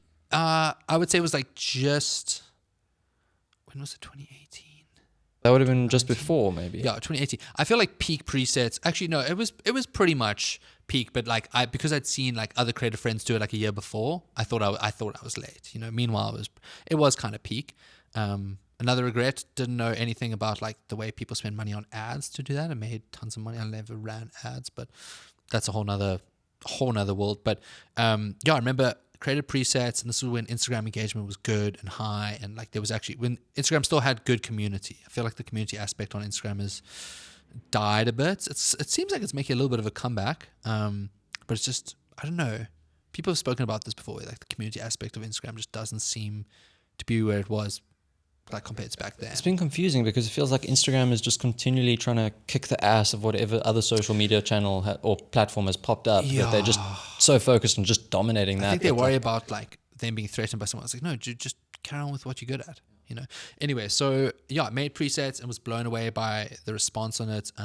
Made epic sales through Instagram, and then when I started promoting it on YouTube, that's when I was like, oh my goodness, that's when I realized the way people engage with YouTube. Like, just selling a product on YouTube is so much easier because you have more time with your audience. So you're not trying to like quickly punt something across and have that retention. They're already engaged with you. And when you can show somebody, and this goes for any product really, when you can show somebody how a product works and how it adds value to what you're doing, that's just going to sell like crazy, because it's like, that's proof right there. It's not like you're trying to pitch something where it's like, okay, but like, what does it really do? It's like, hey, look at this. Like, I use a GoPro. I've made these video filters and photo filters for my GoPro. Like, here's what the footage looked like before, and here's what the footage looks like afterwards. Like, but like, you decide. Like, here it is, proof on the screen.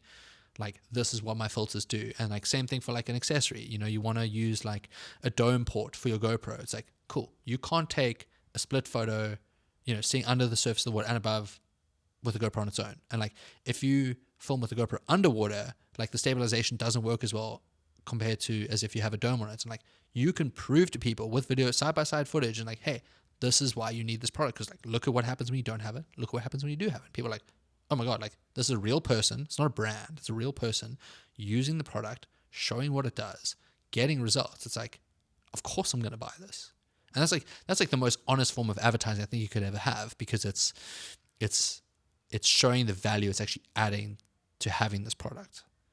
No, that makes and makes I think sense. that's why I saw such good sales on YouTube. Also, like I said, it's the way people are engaged, way people and you know, I have YouTube videos that are 5 years old, still getting a couple thousand views every day, whereas, you know, Instagram post from last week's being seen by nobody. So the longevity of that content is way more. Same thing with like a website. You know, you could write a really good article, it could still be dominating SEO years later. So I think that's the other side of it. Is I mean, you follow me on Instagram. When was the last time you saw me post about presets? Or I can't remember. Yeah, exactly. Probably the last time we did that bundle in like 2020. You know, like, What was that experience? dude, insane. Like, we'll get to that. That was the most amount of money I've ever made in my life in a week. Like, Because that was the one you did in collaboration with a bunch of other like big creators as well. So How did that all come together? And So basically, I'm trying to remember.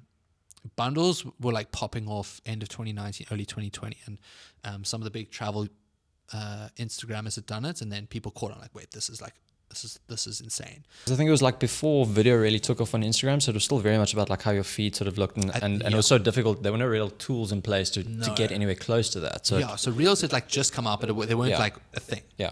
And basically, some really smart team clearly reached out to Sam Calder and said, hey, we've seen this opportunity. Can you get a crew together of people who have video filters and stuff and see if they want to do something like this? So Sam started reaching out to a bunch of people.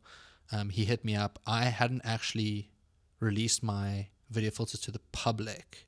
So I had friends who created this video filter app, and I put my LUTs on there, and that was the year before. And then that was it. My LUTs weren't available for purchase. I had my photo presets, but not my video ones. So Sam messaged like, hey man, we're putting this group together. And like, I was like, yes, like, of course. And because I'm trying to remember what had happened like a year or two before. I think because of doing some affiliate links on my YouTube channel like years prior with certain accessories and seeing how those things sold, I was like, okay, I know that if I need to sell stuff, I'm going to YouTube. Like, I can do it on Instagram, but you got to post every day. It's more, but like one video on YouTube is just going to generate so much more conversion. And because I'd seen that with affiliates, when Sam messaged me and told me about this, I was like, okay, sick. They're going to run this all on Instagram. I was like, I need to go and make a video about this, because that's how I know I'm really going to make money. And I think there was maybe somewhere between 20 and 30 of us, and all like big names in like the travel space, the content creator space. So it was sick being included. I was like, holy shit, this is fucking rad. Like, I was like sick. I'm actually like, because I'd always wondered, like, does my audience have overlap with them? And it definitely does, but there's also another part of my audience that I kind of forget about from the action sports side. Like, just diverting quickly, like I always thought, oh, the people who maybe watch, you know, Sam's content and Matt Como, Benny Ortega, like that's the audience, that's my audience. Like, no, like I'll walk into like a snowboard shop in America, and the guy behind the counter is like, hey, you Chris? I'm like, whoa, shit, like, okay, action sports as well. There's people from you've got both. those, I'm gonna say, two big sort of things like content and like action adventure stuff that Exactly. just cross over Yeah, amazingly. so I kind of forget about that. So I've always kind of wondered, like, where exactly do I fit in? Anyway, so back to that, we all put in our LUTs into the percentage in. They have it on the website. Basically, what happened is there was like an affiliate program, and you could create links on it, and you made 70% of what you sold.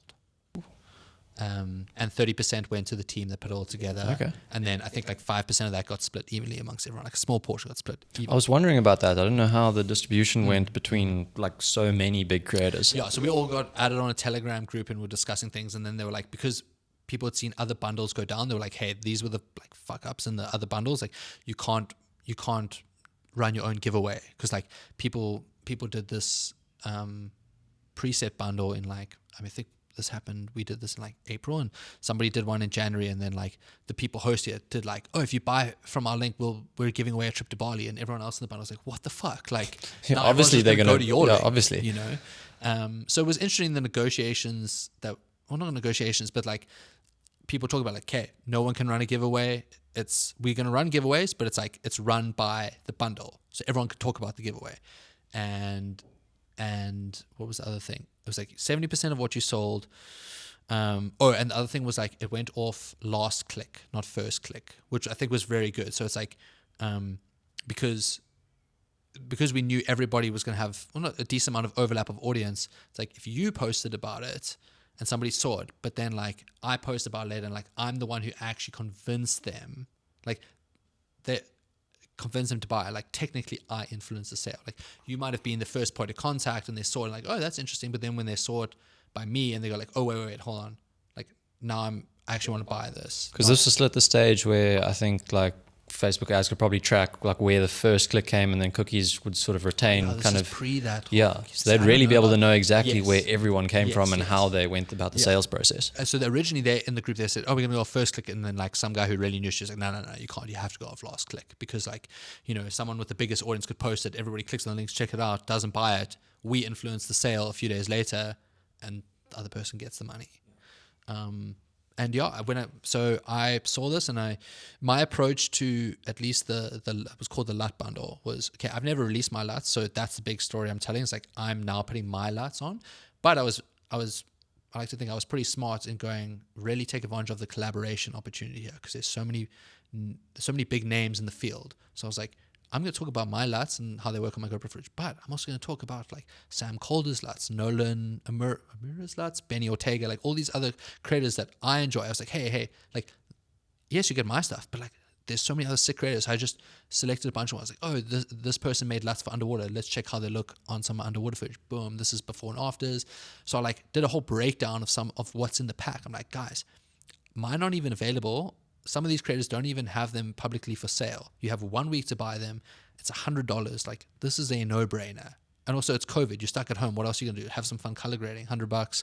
This whole pack together is worth like $3,000. And if you buy it, you get entered to win like DJI drones, GoPros, Canon 1DX. Like Yeah, all this the gear. prize package that you guys had for that was also super tempting. Yeah, so it was epic, and I made the YouTube video, and it was cool. I made separate links. So I think I told you I made separate links where I could see, because I wanted to compare how many sales did my Instagram make versus my YouTube versus my blog versus, I even sent it to like other friends. But I just watched the thing rolling in. And I think also the pressure of you only had a week to buy it definitely helps, you know, because people are like, okay, it's now or never. And I just watched the numbers rolling. I was like, holy shit, this is nuts. And like and I remember we were chatting in the group, and I remember like kind of getting an idea of like, wait, I think I'm selling like more than most people. I was like, and these guys had way more followers than I had on Instagram. And I realized like, this is a product for videos. Like YouTube is the video space. This was like when Instagram was just starting to shift. You know, Reels had just come out, but they were still a bit more photo focused. A lot more photo focused. Yeah, a lot more photo focused. And this was a video product. So I think the combination of having a video product on a video platform was just like the perfect formula. Whereas on Instagram, it was good, but just, you know, this is a photo-based platform. You could still post videos and, you know, Instagram stories with videos and stuff and use that to convert. But at the same time, it's very hard to convert an affiliate link on Instagram because you're on your phone. So you're scrolling, you see it like, oh, wow, this bundle looks really epic. Click on it. doesn't matter whose profile. You click on their link, cool. But you go, oh wait, there's a video product. I need to go download this on my computer. You go lapbundle.com, boom, download it. That person's not getting that. There's no crossover of the cookies from your phone to laptop. I don't think there is. Maybe if you logged in on Chrome. Yeah, if you logged into all the different profiles, there would have been, but otherwise not. Yeah, not many. I'm not. So. Yeah. So I think that's what a lot of the Instagram guys struggled with, is they might have influenced the sale, but people went and had to download on their computer. So there's a good chance that link, like they might have influenced the sale, but they never got they weren't the last click. They weren't the last click. Yeah. Whereas for me on YouTube, it was definitely that last click. So people might have bought it on their phone and gone like, cool, I can still go download it on my email and computer. That for sure happened. But I think it was a combination of a few of those things, and also just not talking about my own product, talking about all the other stuff. And also, like I said, proof in the pudding. I was like, look at this. This is my footage before. This is my footage after. Like, if you guys can buy it. And the coolest part of the thing was having random people message me and like, hey man, I just found you. Like, I bought the LUT bundle because I follow so and so. It's like, I just found like your profile through the LUT bundle. I was like dig your content, but it's like your LUTs are my favorite. I was just like, yes, like sick validation. Yeah. And I was just like, that's awesome. That to me was like, that was just really good, because I was like, okay, you're making this product, like you've made this, you want people to buy it and be stoked, and like that's really important to me. I don't want people to feel like they got scammed or feel like they bought it like, oh fuck, this is a shitty product and they just spend money on. So having that, like people reach out to me, dude, like I really like your presets, yours are my favorite ones, like that was like really cool to me and really important to me as well, because it's like, cool, this means I have a good product, like, and that's really important to me from like a moral standpoint as well. I think the main reason for that is because I made LUTs for like GoPro footage and drone footage. Like that's all auto. That's auto white balance. There's no log. There's no flat profile. So it's probably very similar to what a lot of people who aren't too educated in the space are going to be close to capturing themselves. It's a good portion of the audience, because people are like aspiring creators. Like established creators probably have their own LUTs, or maybe some established creators like, fuck, $100, sick. I want all the LUTs. And those guys shoot on S-Log or whatever, super flat color profiles, maybe on a Sony, Canon, Blackmagic, Red. Then there were LUTs in there that will work on that. Great. But if you put that LUT on like iPhone, GoPro footage, nah, that's not going to look good. But you put my LUTs on, like, if you just turn on any camera and it's in auto and you put my LUTs on it, it's probably going to work, because that's how a GoPro is. It's such a nice way of thinking about it. I like that. So that's why it's annoying. When I shoot D-Log M on the DJI, it's so much better than the normal one, but it's like, fuck, it's like now I have to do more to color. Always have to do something afterwards. There's the whole process. Yeah. Do you think there's still sort of room for those types of digital products to do well now? Or is it, I'm not going to say fading out, but it's... I think definitely. So I think the difference is, back then you could kind of be a nobody from a creator standpoint and just run really good ads and make money. So just chatting to other guys. I mean, I remember there was this one guy in one of the bundles, and this guy had like 500,000 followers. He used to have really good engagement and got average, but he was telling me how he had like a ads team do the stuff. And I was like, what the fuck? This guy actually makes most of his money from running ads, not from his engaged audience. Maybe he'd already tapped out on that. So I was like blown away by that. And a part of me wishes, 2018 Chris had known about that and ran ads on my GoPro filters, and who knows what could have happened. A couple of mentions. Yeah, but I think the way to do it nowadays is it's a lot harder to do that if you don't have a community and an audience. I think the way to do it nowadays is you got to build up that community audience first and then sell them. I mean, dude, you see all the e-com guys talk about that. Build the community first, then have the product. Like, even if you have the product ready to go, build that community first and then have the product ready to go. Because as a small up and coming creator with a lot of people they're going to turn around and be like, dude, who are you? Or if your shit looks really good, then it's like, I want that. If you don't have the community, it has to be that much better just to be even worthwhile considering. Exactly. But then even then, it's like, how are you gonna prove that? It's gonna be a bit harder. So it can still be done, definitely not to the degree as it was back then, but the most effective way to do it now is build that community, then have a product. That's why, like, my focus this year is I just want to revamp the community aspect on my YouTube channel. I've built up this following on YouTube, but I just feel like I haven't really created this community in the sense that I want to do. And like, people are like, dude, you should create a course. It's like, no, I should build the community back up first, then release the course, because then you've got this whole community that like, oh, we want to learn what to do, like edit and film the way you do, then you can do it. If you have the course and no community, what's the point? No, for sure. But I don't know how the hell I would ever do those two things together. There's only so much one can do in a day. But then again, also, I don't really want to be the tutorial guy.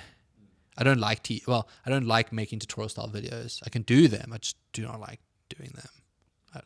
But it's a nice balance. Like sometimes that extra little sparse tutorial that pops up every now and then is just such a nice, and it's a new project for you as well, I think. Exactly. I mean, I like to, I either want to be entertaining or educating, but I'd like to be able to be like, the video must be, I want it to be, I guess, more story focused. So like, I guess that's the entertaining side, but more story focused with some BTS as well, because a lot of people own GoPros and drones. There's nothing wrong with me being like, oh, this is actually how we set it up. This is why I do this, just while I'm shooting. A quick little tip and trick like that, not a video solely focused on that. I like that. Yeah. Segueing a little bit, you work with not just sort of your own community and your own products, but also a lot of brands.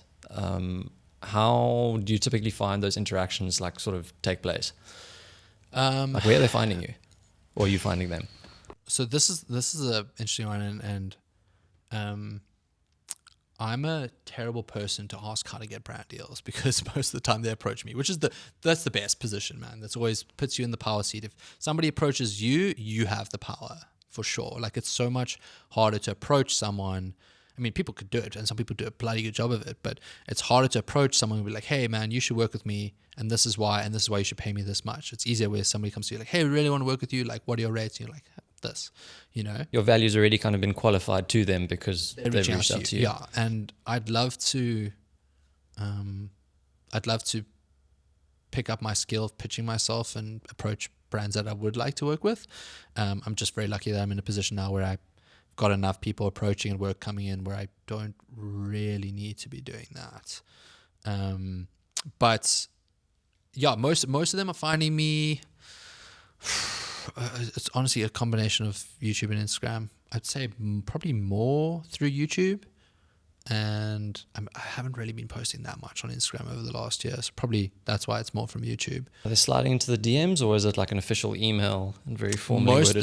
Most of the time email, because my email is listed on my Instagram and on my YouTube. Like, it literally says on my YouTube videos, like, for work, business inquiries, contact. Makes it fairly obvious.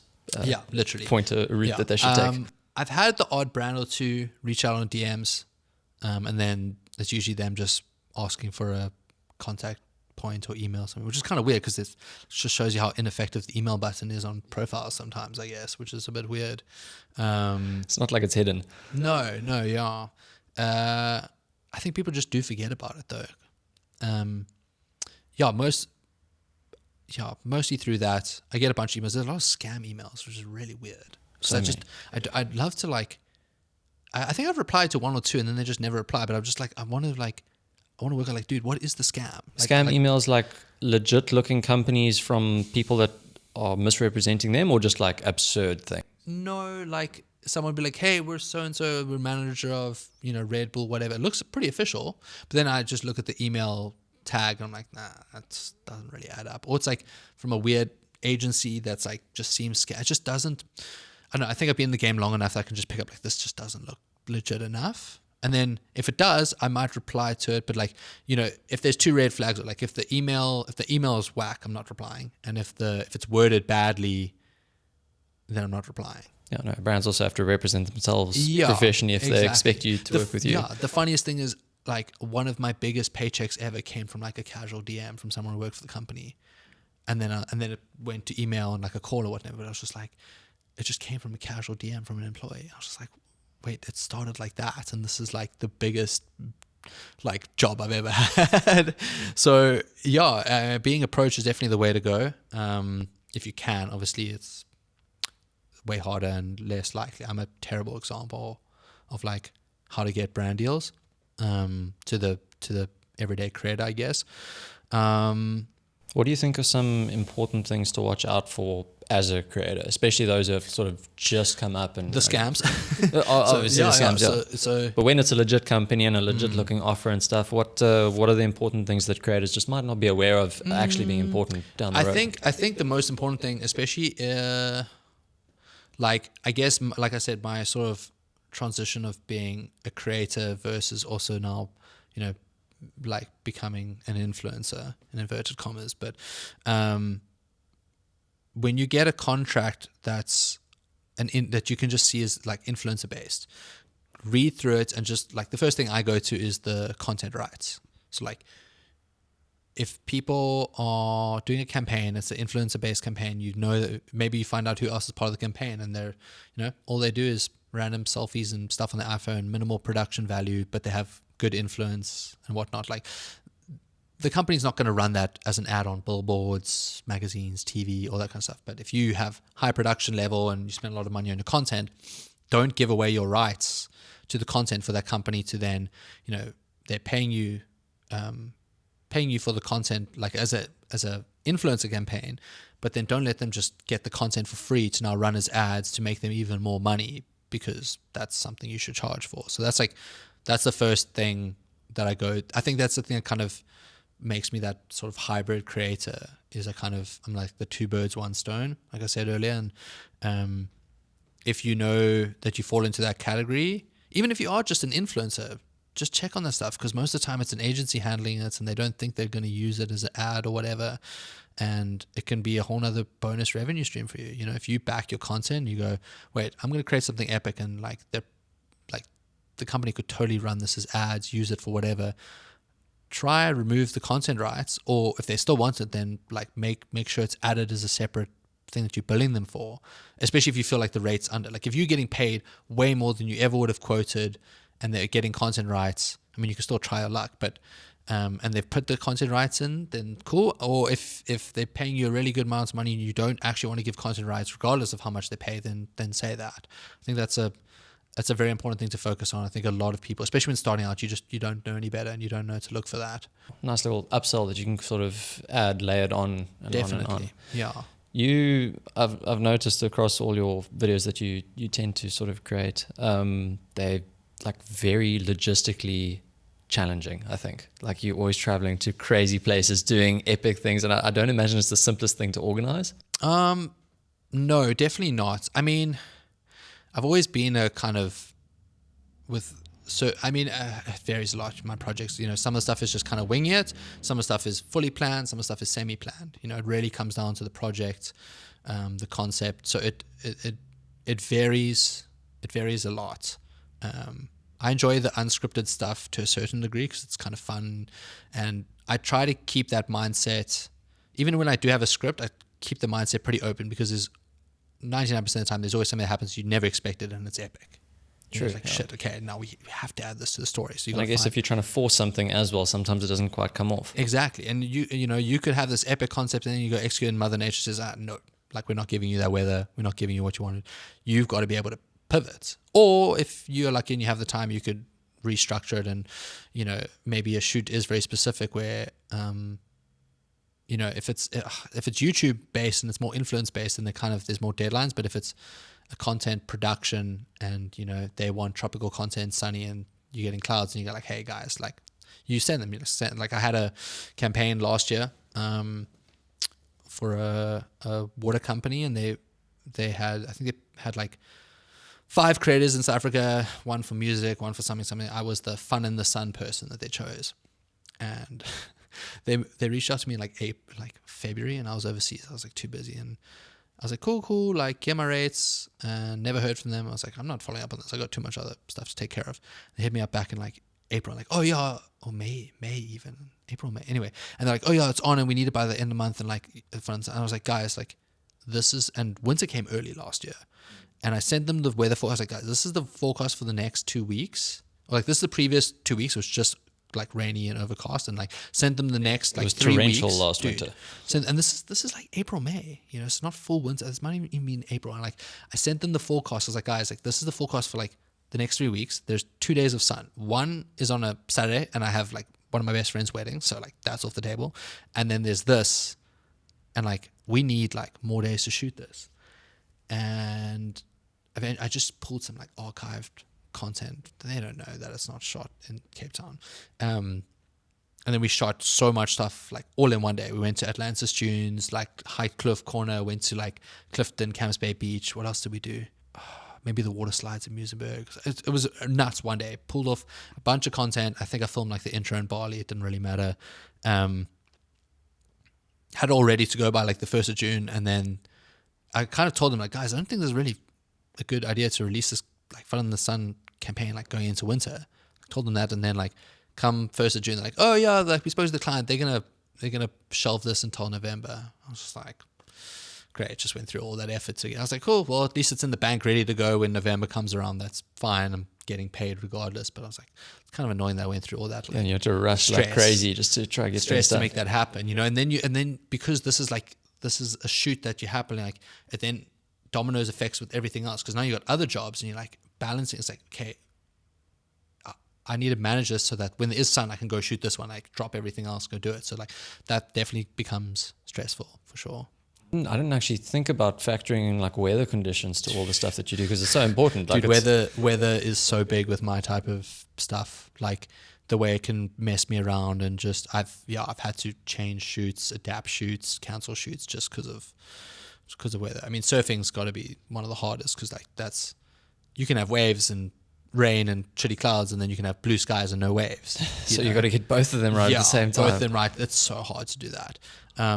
Surfing's got to be one of the hardest sports to film, just because of like how you're so at the mercy of Mother Nature.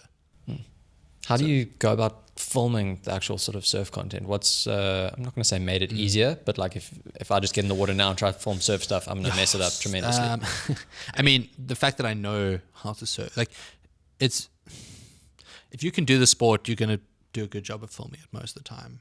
I've noticed that, like coming from I used to compete wakeboarding when I was like, in my teenage years, and I got injured, picked up a camera, and I remember like everybody else being stoked at like my photos, and it was because people would come from like the newspaper and the magazine, they didn't know the sport, so they just captured it as a photographer, not as someone who does the sport. A surfer who's also a photographer. Exactly. So they would never really capture the moment that the athlete would want. Like if you are doing a trick and you're like spinning but grabbing your board, like if you're the athlete, you want it when you have it like your grab poked out at the best point so it looks cool.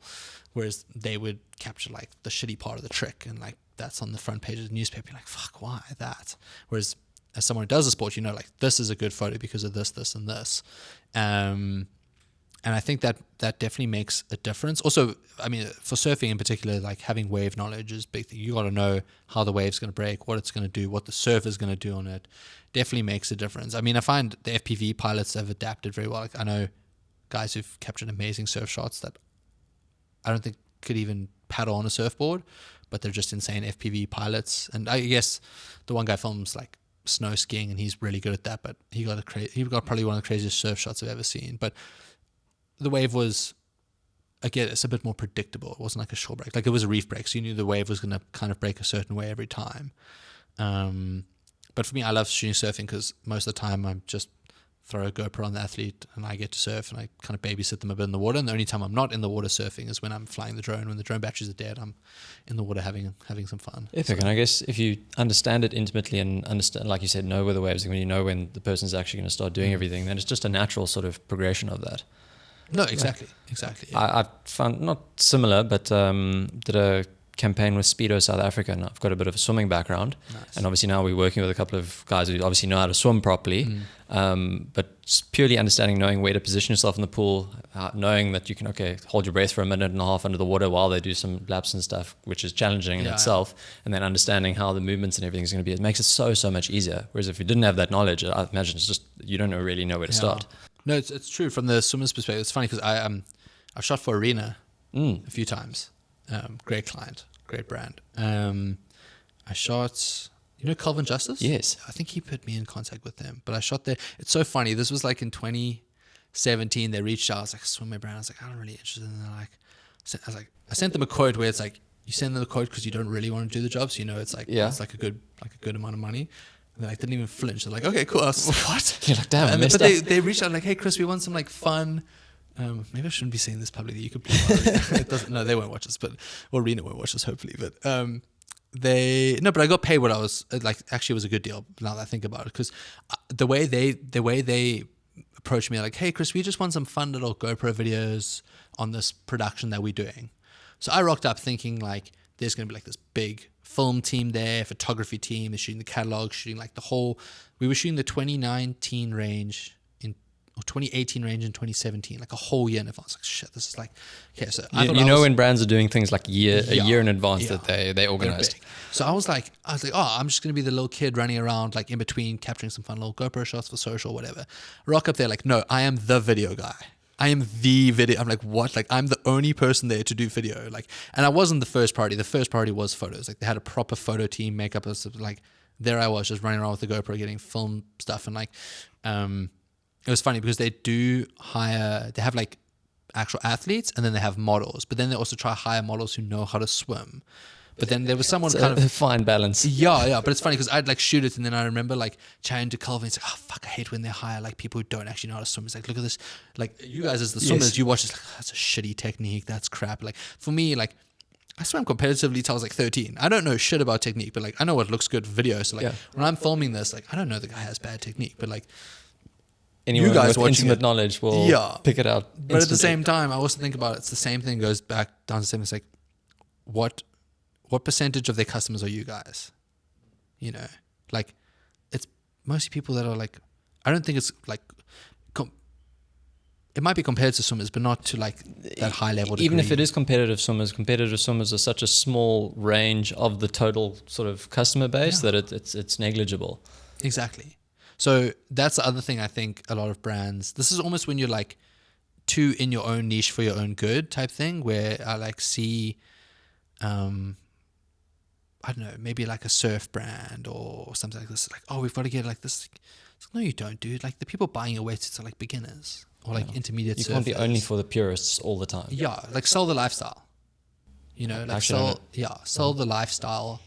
And then, but also like, don't forget about your core audience at all. Like that's super important, but like find that balance between selling the lifestyle and still having a decent level of respect from like the core market.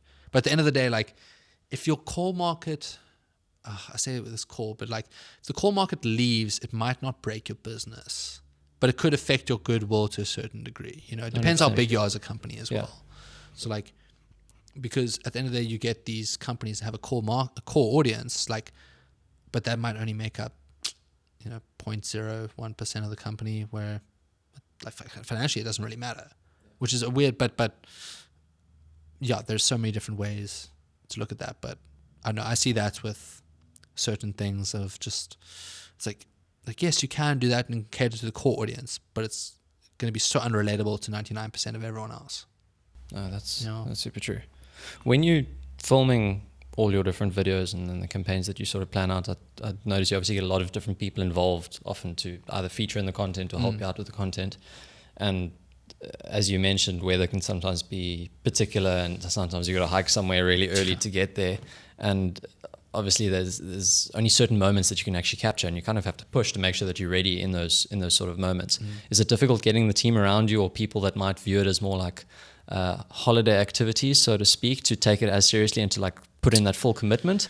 Back when I was starting out, for sure, because back then I didn't really have that much of a portfolio. So when I was studying at UCT, I was part of the wakeboard water ski club. So I was like, cool guys, we're gonna make a sick video and we're gonna show it on the plaza during sign up week, and we get everyone to sign up because they can see how sick the video is. This will be online, blah blah blah. And getting people to try act a certain way in front of the camera just for a certain shot, whether it was on the boat or just a lifestyle shot. They would like, because actors get paid. Why they get paid that amount of money for a reason, because being in front of the camera is not easy and acting a certain way is not easy. So getting people to do certain things that might have been hesitant, but then when they see the video, people are like, oh, why didn't you give me? It's like, I asked you and you said no because you felt awkward doing it. Like, look how cool everyone else looks. But nowadays, I think with my portfolio, convincing people to do stuff is not difficult. And also I'm not gonna I think working with athletes and with models, athletes know the drill, models know proper, not like an Instagram, more like a proper model. They know waking up at 3 to get somewhere. They understand what golden hour is. They understand, what it takes to get certain shots. Same thing with most athletes nowadays. And athletes push themselves, so they know, they put in so much effort to train and get good at their craft that they also respect it from, I think, the content aspect as well. And if you can communicate it properly, also communication, if you can communicate that properly to them, then they're on board. They totally understand the picture. But when you go with the mixed group of, like, say, athlete, model, like creator plus friends, and now you got to try coordinate friends, that's when it can become tricky. So like last year, did a job with PUBG, the like mobile the fighting game. Yeah. So making this video, like, now I've got my friend who's an athlete, another friend who's a content creator. So the surfer, his girlfriend's there and my girlfriend's there. And like, we're shooting like this water gun scene at this villa. But like, we're running, like, it's golden hour. I'm trying to get shots, trying to coordinate this like sequence where we're trying to shoot like a real life video game where they're running through the pool, and it's like, it's coordinated. It's not just a fun water gun fight. It's like a coordinated. That's like choreographed. Choreographed, exactly. And I'm like busy running up and down, like stressing because like the sun is dipping quick. So like, I know we're running out of light. We only have this villa for one night. We can't reshoot it again tomorrow. So I'm like in my zone. And I'm a pretty chill guy. But if you fuck with me when I'm working, that's the only time I'm probably going to like lose I won't really lose my shit, but you'll get death stared by me. And like anything else, I'm like, it's chill, it's mellow. But like, if you fuck with me with my work, that's when I'm like, nah. And it was funny. I was like running up and down doing something. My girlfriend's in the pool, and she's going to be one of the people like part of the corner. And she like just sprays me with the gun as I'm walking past, like hits me in the face. And I just had no time for a sense. And she's like laughing, and she just sees me like look at her, and she just very quickly realized like she did the not the fucking time and place. It was pretty funny. But like, I don't know. I mean, she's been on a couple of jobs with me, and she totally gets it. Like when I'm trying to get shots of her, when we do some, like, she's incredible free diving, like she's on it, she's epic. But it was just like at that moment, because you are having a water gun fight, it's fun or whatever. But she's a lawyer. She's not like an actress coming from that world, so I totally understand it from her perspective. But I was like zoned, and so that's like you said, it can be hard to coordinate people, and when you have a lot of people, and if they're not used to being on a shoot, it's like herding cats or whatever, like they say. Had that on the arena shoot where I had to do one clip of they had a kids range. Kids for fashion stuff is such a tricky thing to shoot, because they're never interested in doing what they're supposed to be doing. Getting kids to listen, yes, that's so much respect for the people who do, I don't know, kids shows. I don't know how they like. I guess kids in the industry, but these kids are like, maybe some of them had their parents sign them out to modeling age or something. But to coordinate kids was you have to have so much patience. And you got to keep that energy up the whole time. Well. that too. I mean, at least it was fun. We're in the pool jumping around or whatever, but like, that was an eye opener. But no, most of the time it's pretty cool. People who are in the creative space, they know what it takes, man. They know, if you got to do it take 5 times, they get that. It's when it's people from outside the industry, like, hey, like, we need to do it again. But I kind of try to avoid that if I can. Has it been scary, sort of, I'm going to say, going out on a limb for some big ideas sometimes, and putting the financial backing behind, like traveling somewhere or trying out something really cool, and not knowing if it's going to work before you actually do it? Definitely. I think I had a very kind of easy transition into that, because when I started out, it was just kind of like I need to be more. I feel like I've maybe lost track of this a bit, but I've said this before. Like, I make money so I can make videos. I don't make videos so I can make money. That's an awesome way of phrasing it. I like that. And I definitely have slacked off on that in the last year or two to a certain degree. Like, there's 1 or 2 passion projects I need to just be like, fuck it, I'm going to go spend a bunch of money on this, and I don't actually care if I break even or not. Or like, because it's like, it's like ticking off a bucket list. Let's go tick off a bucket list item, make a video about it, and like, even if it doesn't make you money, fucking hell, you got to tick off something off the bucket list. How sick is that? So I think there's that element too. It kind of, it started off with me, I'd be like, cool. As a student, was filming music festivals, made money. I was like, cool, I'm going to use that. I'm going to traveling. I want to go one of my first examples, I did this wakeboard trip to the Philippines with another good mate of mine. Whole crew of us went, and this was money I'd saved up from, like I said, shooting festivals, went there, and I was there to have fun and wakeboard, but I also I was like, man, I actually want to make like at least a video or two out of this because I wanted to build up my portfolio. And made 2 videos, spent a bunch of money, and GoPro at the time had just released their awards program, and that was paying $5,000 for an edited video. And I submitted the video from there, boom, won. I was like, I just paid off this entire trip and made profit from it. I was like, holy shit.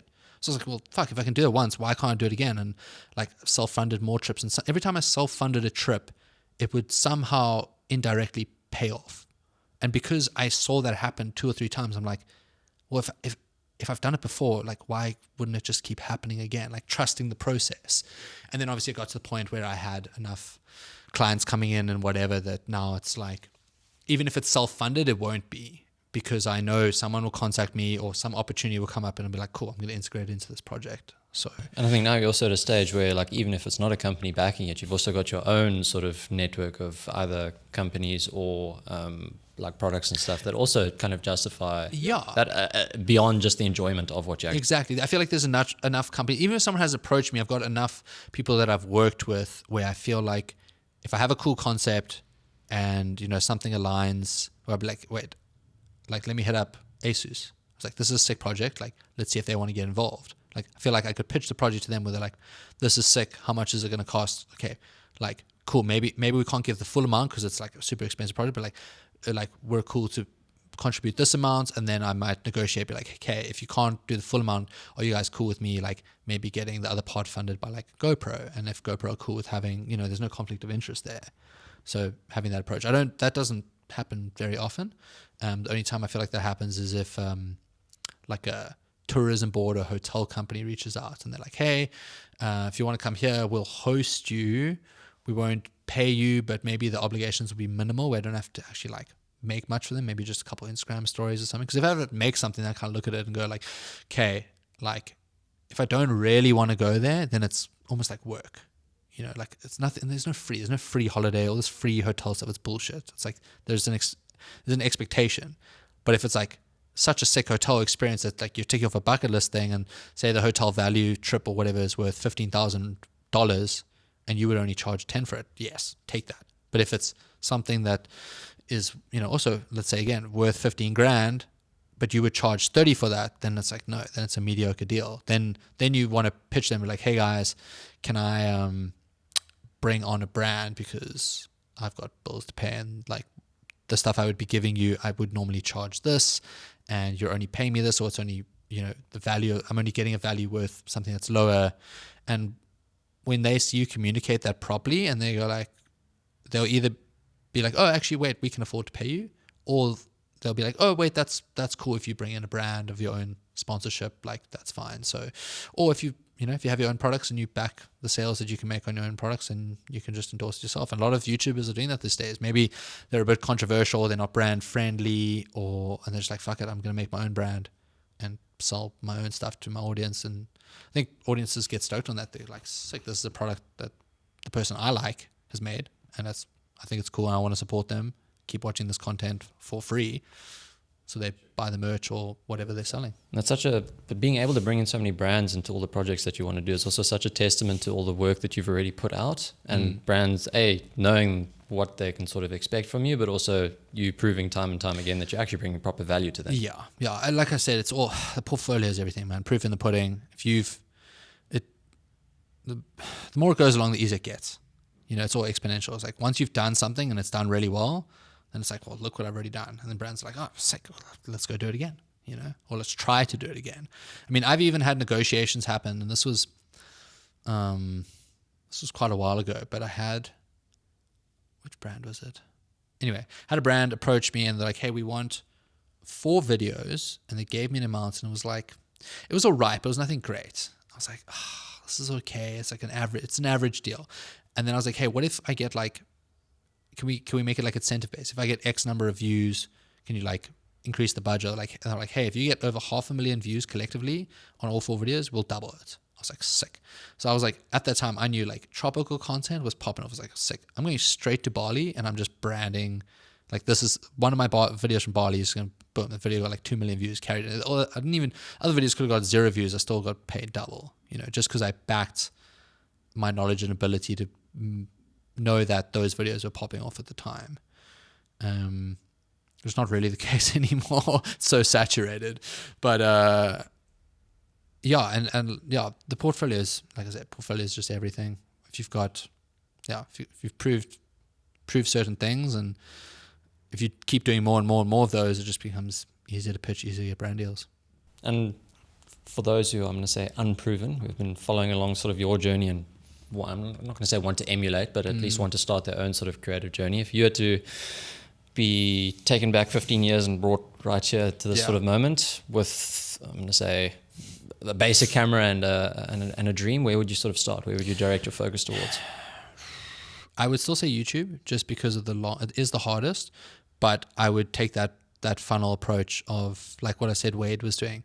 I'd be making long form content and finding ways to create snackable pieces for, like, there's never been a time where you can take one piece of content, post on 3 different platforms, and it's all the same formatting. Like Reels, YouTube Shorts, and TikToks. It's all the same, like, format. I mean, you might need to change the hook and adjust a little bit things here and there, but it's not like it was years ago where it was, you know, it was a square for Instagram and you know, vertical for TikTok and something else for Twitter, and now it's just, you can take one video and repost it in 3 different places. You don't have to readjust the formatting so much. Like I've always tried to use my Instagram to drive. I've used most social media platforms to drive traffic towards YouTube. That makes a lot of sense, and something I'm going to try to execute on my personal perspective, but only so many things people can do. Yeah, I think if you can find a way to bring... Also, I mean, it doesn't happen much anymore, but back in the day when vlogging was everything, people used to think people would care about them. It sounds weird to say, but like, if you're starting out, no one cares about you. Which is also such a great asset to have, because worst case, no one sees anything. So like there's no shame in trying something. Yeah, but no one cares what your makeup routine is. Like famous people, they care about that because they're famous. Like, oh my God, I want to know what they do. But like, build up your brand personality doing something, you know, like whether it's teaching or entertaining or your unique spin on something. You got to be providing some kind of value that somebody else isn't, or some kind of entertainment that somebody else isn't. And I mean, if you can story tell, that's always king. Story is for sure king. And it's taken me a long time to realize this, because I was always big on the visuals, and I think I maybe subtly told story in the visual sense. Like, you know, the video had maybe beginning, middle, end, but it wasn't like an in-depth story.